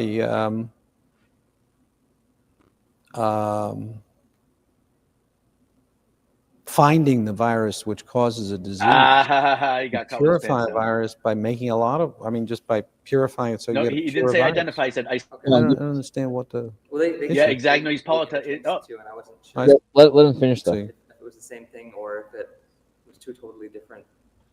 No, it depends on how they use it. Okay. Can you explain the process of HIV isolation? Well, didn't Dr. Gallo do that? I mean, he actually isolated it. So, yeah. Why should I do all of this? This is all textbook stuff you're asking me. No. Wow. I'm not quite sure what's Is that or more of him? behind your The way the textbook says they isolated. Wait, Stefan, wait a second. Let them talk. You know what's behind your question about isolation? I don't want to be your textbook. I got other things to do. Isolation is essentially bullshit. Well, they all have a bad answer. I think all their answers are crap. Yeah, that's getting the virus from the patient and being able to transmit this virus to another cell to reproduce the infection and to have a continual supply. That's possible. Of the virus, and but that's not called isolation. Purification is just obtaining the virus free of cellular contaminants or other contaminations. But it doesn't mean necessarily that the virus is infectious.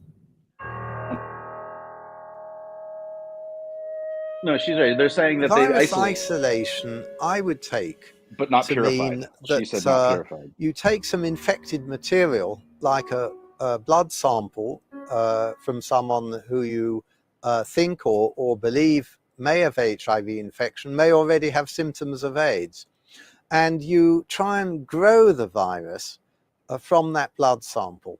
So you would put the blood sample into culture, you would stimulate the lymphocytes to proliferate with various growth factors or cytokines, and you would harvest the virus from the culture medium that you're growing it in.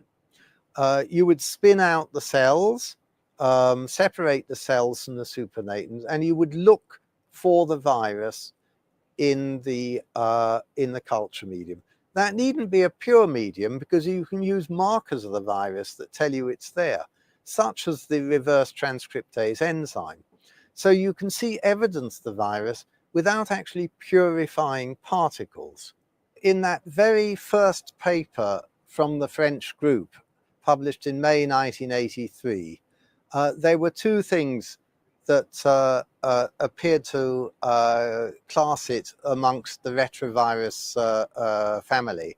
One was reverse transcriptase activity, and one was actually looking at virus particles with the electron microscope. The title of the 1983 paper by Montagnier and his colleague is Isolation of a T lymphotropic retrovirus from a patient at risk of acquired immune deficiency syndrome, AIDS. Now, the word isolation means to obtain something or to place something apart or to obtain a substance separate from everything else. Apparently, Montaigne by isolation did not mean this, but something totally different. And I'll explain to what he meant by isolation. He did 3 main experiments.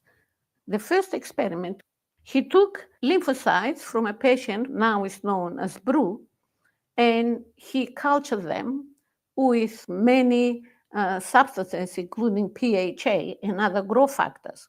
What are growth factors? They are substances which make cell to multiply. Okay. Right? Or to live, and to stay alive in the culture. And after 15 days, he discovered their reverse transcriptase activity. And they claim that this proved the existence of a retrovirus in their patient, in their patient's cells. So every 2 days, we were taking the supernatant, looking for the. Interesting. So they now, hold on. They're talking about proof, and this is where science, where the woo-woo meets with Western thinking. And so I just want to make sure we're on the same page. So evidence and proof are different things in the court of law. But when it comes to psychological things and things of the mind and thought crimes and that sort of thing, the courts and the psychology use different nomenclature, and when they overlap, there sometimes is a big, otherwise you end up like Brittany, and some people are under custodial care throughout their adult life, whether they know it or are in control of it or not, that sort of thing, and hashtag free Brittany. But Britney Spears. But so when it comes to this stuff, though, and they're talking about certain things are being seen as proof of something and or evidence. It's like saying you have a theory versus a hypothesis. And now I'm a ninny, so I like to. It sounds like I'm splitting hairs, but English has one word for love, and it means that it's a weird place sometimes when it comes. People do a lot of freaky shit in America, but in Greek there are 8 words for love, and you're taught that as you just see different. There's maybe we could even pull up a chart of that. Jose, have you heard of that before? Because again, you said you speak Spanish, but of the 8 different words for love. Yeah, I know, Greek like amor and the Greek words. No, okay. Because this is kind of, again, we were talking about words that are really ambiguous: toxin, drug, what was it? Doctor, God. It's so interesting that those aren't ambiguous terms. But when it comes to the word love is a big one. And so, Andreas, do you mind pulling that up if he hasn't seen it before? Yeah, or eros, agape. Just say the Greek 8 words for love, and each one is kind of, it's described in terms of a type of familial relation, or, and this is a profound thing, because other words, there's ambiguity, and then it's like, oh, there's just confusion. But with this is so we have agape, like brotherly love and stuff like that. No, actually, but there's there's erotic love, but there's also friendly love.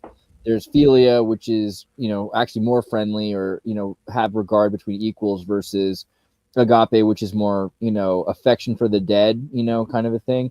And then storge is love, affection for, like, usually a parent and children. So you might have like love of your child or love of your mother. And then philautia is self-love.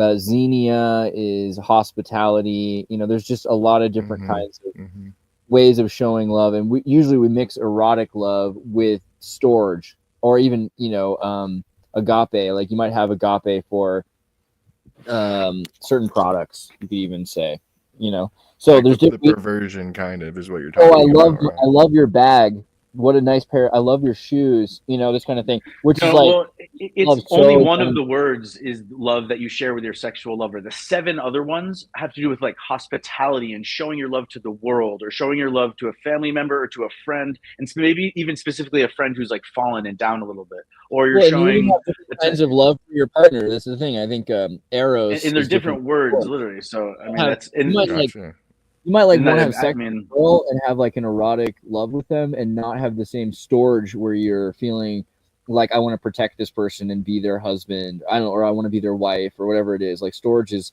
an even deeper than erotic. Erotic can be transient in a sense, right? Eros. But it also could be eternal, you know. I'm just saying. Now, one of my favorite albums growing up was The Miseducation of Lauryn Hill. The whole premise of all the interludes on the track was they were asking a group of children about the word love and asking them to define it. And some of them were talking about puppy love, and some people were talking about the way they love their family. But in Greek, they learn English steals words from all types of languages, and parents make all types of decisions about what they teach their kids. Thinking about it, raising the next generation to understand, and they use the 8 different words in Greek for love as part of their everyday, the same way we appropriate. I'm trying to think of another example where birth rates in Greece are still only 1.3, so I don't think it's. How you describe something as having a certain je ne sais quoi, or we steal things from living standard in Europe, in Greece. But yeah, I mean the words for love are important. I want to also take this time to promote these channels, because if you go to Rap's page, one of the sections is support. And he put me up first, but let's put up Exertus Amoeba because he's doing all the cool work. And just want to say again, you guys should make sure you subscribe to the Clips channel, Exertus Amoeba. We're going to set it up so that the Discord just automatically shares the clips as they're made. And he's got clips that go back, which is also cool because we have like 1,000+ videos that go back years now, several years. And so some of the clips are from older episodes that you might have missed, or you might have forgotten, or if you're new, you never saw before. And I think it's a really great, I'm so stoked on it. It's a great way to digest the content and just to get some, key pieces that you really like want to see. Here's Britney Spears' AI deepfakes, the Titanic history, or the scapegoat ritual, free will. I think these are all awesome. So I had to start it off with Dr. Ben Gertzel. Your mic's a little muddled. Sit down with him. Oh, really? The first clips are Ben Gertzel? Yeah, the first, just so everyone knows, I love that episode so much. And dude, I'll get Ben back. He asked about it. We'll do a show soon. I'll set it up. Every time I listen to him talk about AGI, like literally induces my stomach to kind of like rumble a little bit, hurt a little bit. I mean, he's a genius. Dude, he's so ahead. He's so ahead of the time. It's crazy. Like, and if you watch some of his older videos, it blows your mind because he's like, okay, what's going to happen is this and this and this. And it's like, that's like, if you watch a video from him from 15 years ago, we're just now getting to the point he was talking about 15 years ago.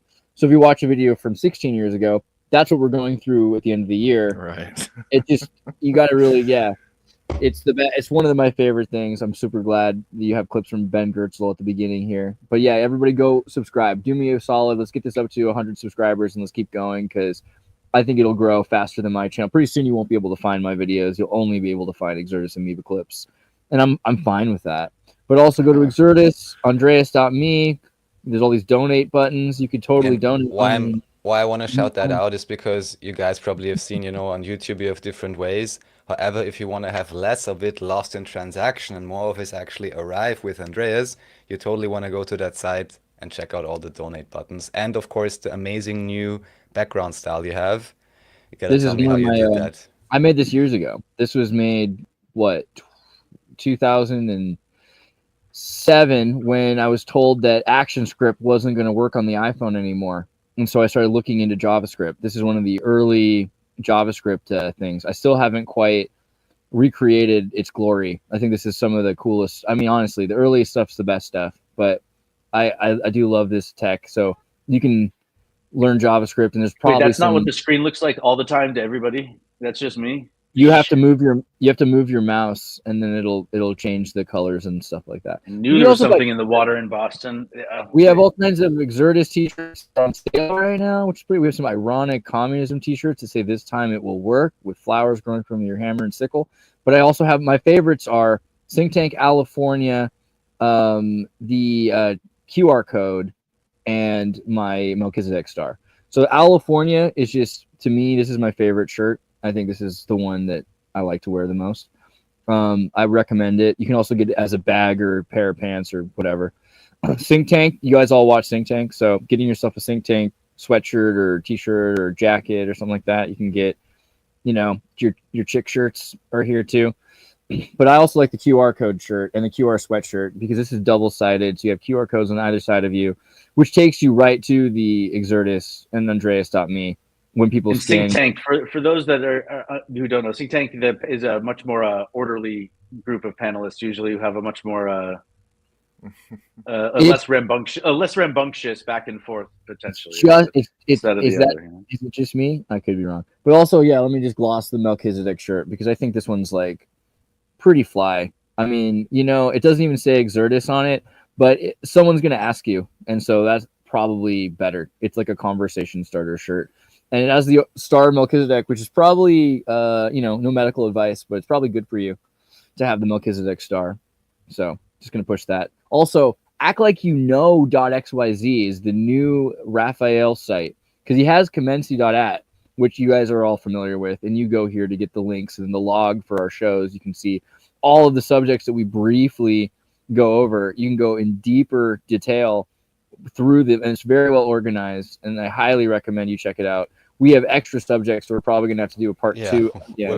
Is that done on the daily? You break down each episode, Rafa. Is that for He breaks down every episode. Every single episode of Neuropa is broken down. You can check out. Here's Fire and Ice. You can see all the content we talked about. You can get all the links. This is really an awesome thing that I hope starts to populate Google search results. Is more data about the things we're talking about, and it's not just because I want it to promote me, we can start a research foundation and apply for grants. We just gotta keep track of it in a codex in the spreadsheet. Exertus is that, yeah. But what I really like about it actually is that he's curating all of these other cool people on the internet. Like I actually support.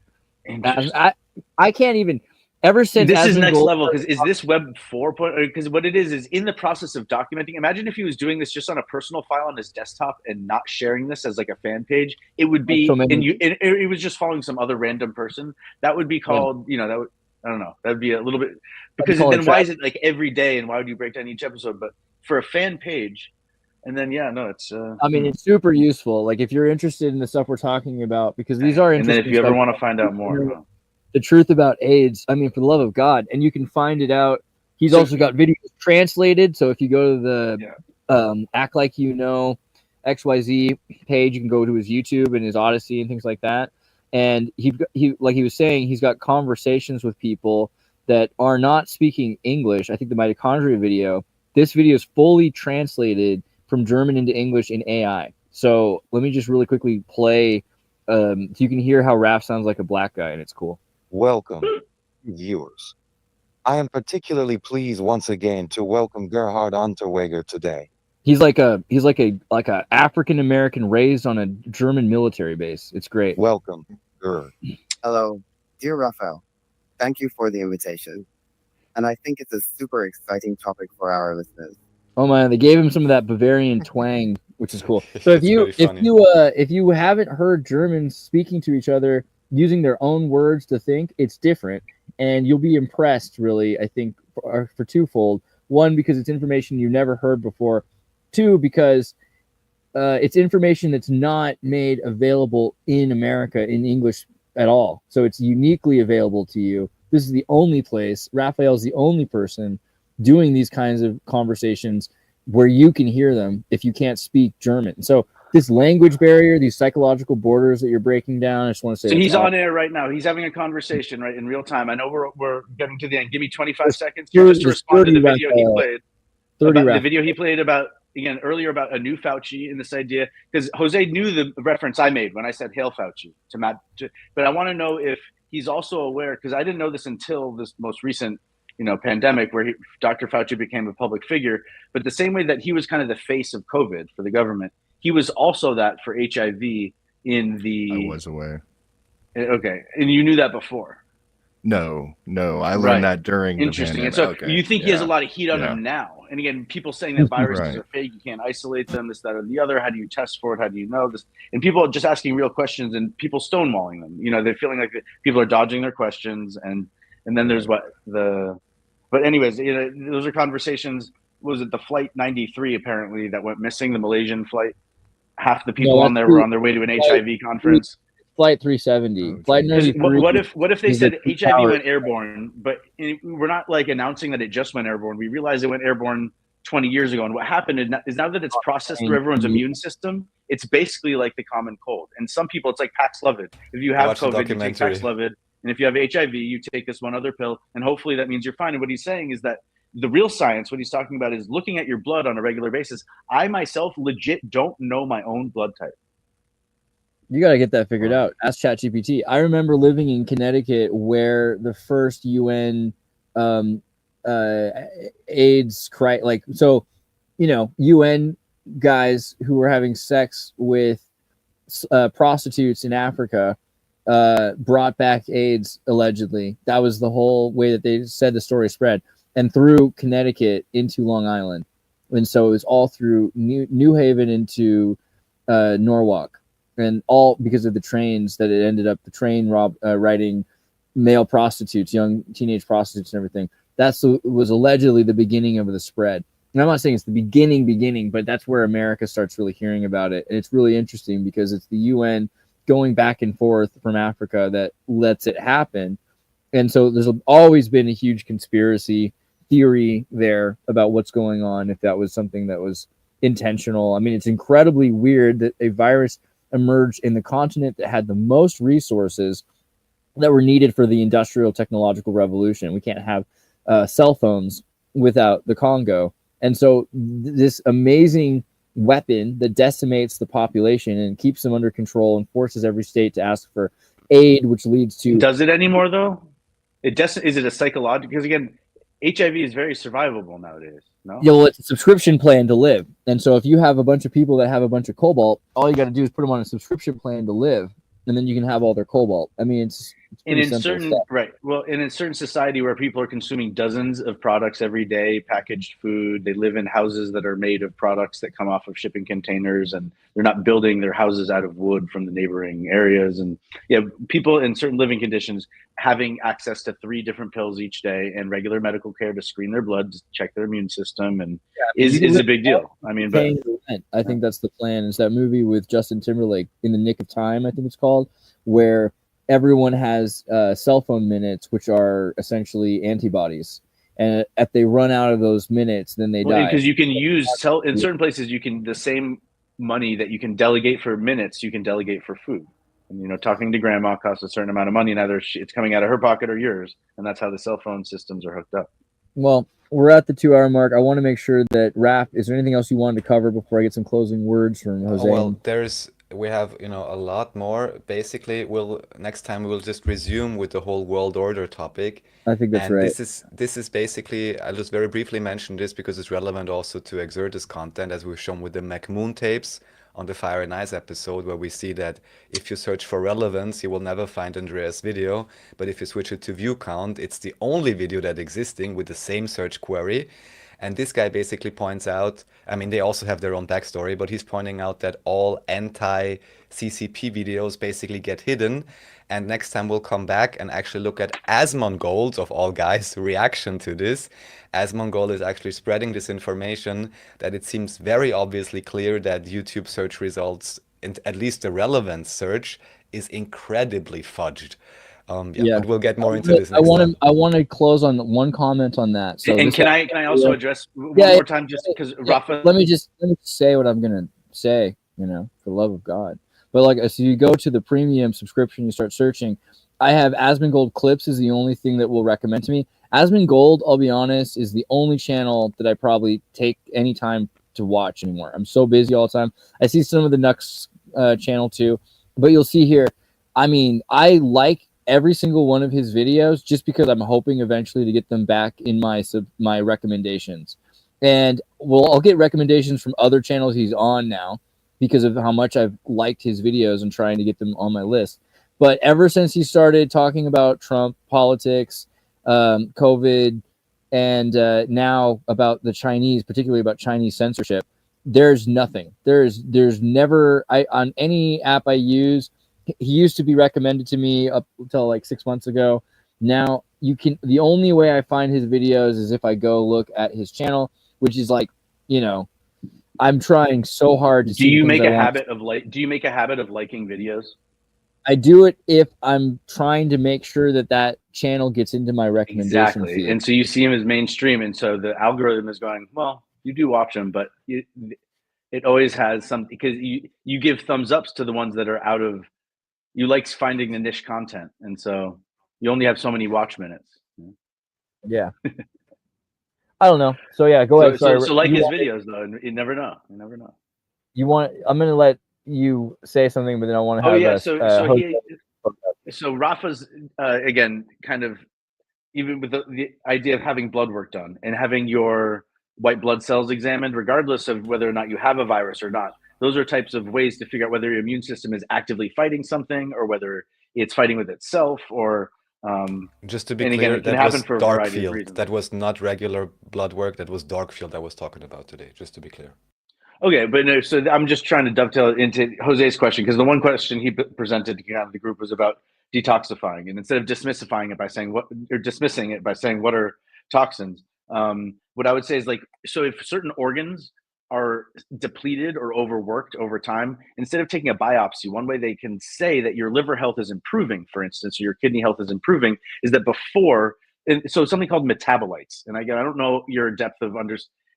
Awesome that you're an info warrior and stuff, right? Do you have an understanding of biological stuff as well? No, I mean, it's not my area of expertise for sure. That's why I listen to Exertis. I'll try to break it down to simple kind of layman's terms. Yeah. So a metabolite, we were talking about metabolism, and that's the oxidative phosphorylation where your body, it's the energy center where it makes ATP and ADP, it does that cycle. But when it comes to metabolites, it's the same word, but metabolites just means like when nicotine goes through your liver, or there's certain enzymes that break it into codeine, which again can improve cognitive function for a certain amount of time that's longer than the effect of that you're feeling the nicotine. And so those are called metabolites. It means that the body's broken it down into constituent pieces, and some of it now may be scrap, and that gets processed out, and the active ingredient goes into the cell. And with the way they detect that you've taken it is that they're testing your pee for the metabolites. And so they're not finding the active ingredient of what you ate. Your body's now processed that out, whether it's in your sweat or in your hair. Your body has various ways of kind of excreting certain things. Fish and other things do it through their scales. All the toxins and heavy metals are usually in those, and that's like in a fish. It keeps it away from the reproductive system, actually. Blue blood and blue pee, blue urine, and things like that. If you have, but isn't that interesting? In terms of detoxifying, humans don't have a lot of mechanisms, but fish, if they have heavy metals in the water in their diet, they excrete them into their cells and they keep it away from the reproductive system, so that the heavy metals don't get in there, because they can have a deleterious effect on certain functioning if there's heavy metals in it. And so, if you're interested in how your body is handling, they might even they're testing to see how efficiently your body metabolizes something, and then they're doing tests over the course of maybe 6 to 8 hours, and maybe over the course of 2 or 3 days, to see if your liver, it's like, oh good, your liver's coming back online. And it might have something to do as simple as starting to do twisting. In fitness in America, we think about the muscles and the spine and the structure and posture, but there's twisting and squeezing the organ cavity literally activates their functioning. They're sponges of blood, and the way they function is either the blood passively flows through them in the main veins, but they're these porous tissues, and the blood has to diffuse into them. And then again, it's these magical pockets of reactions where there are these enzymes and things that have not only the words for them, ridiculous, reverse transcriptase and ribonuclei. I mean, the words are, the fact that the molecules exist and are that complex is just mind blowing. That's probably, the awe of the universe, outside of the phonograph record and the microscopic groove somehow translating into sound waves that can then also be translated into electric waves. And biology in and of itself, it's one of these avenues that if you're just looking, and it's like a yantra for my mind, first introducing a concept, dovetail, we're doing the weave here, as Trump would say, tying it all back together. Gene Splice never eats any vegetables or fruit that he hasn't soaked at least 1 minute in vinegar and water. It neutralizes most, if not all, GMO insecticide toxins, he says. I'm not sure if this is true, but that's what their comment says. And the plant's modified to create it. I don't know. If vinegar does that, that'd be neat. I'll have to look into that. That sounds like a thing. Jose, what about you? Thank you for being here. I appreciate that you took the time to join us, and you could hang on. You didn't die of stress, and that was awesome. No, yeah. Thanks. It was a wild ride for me.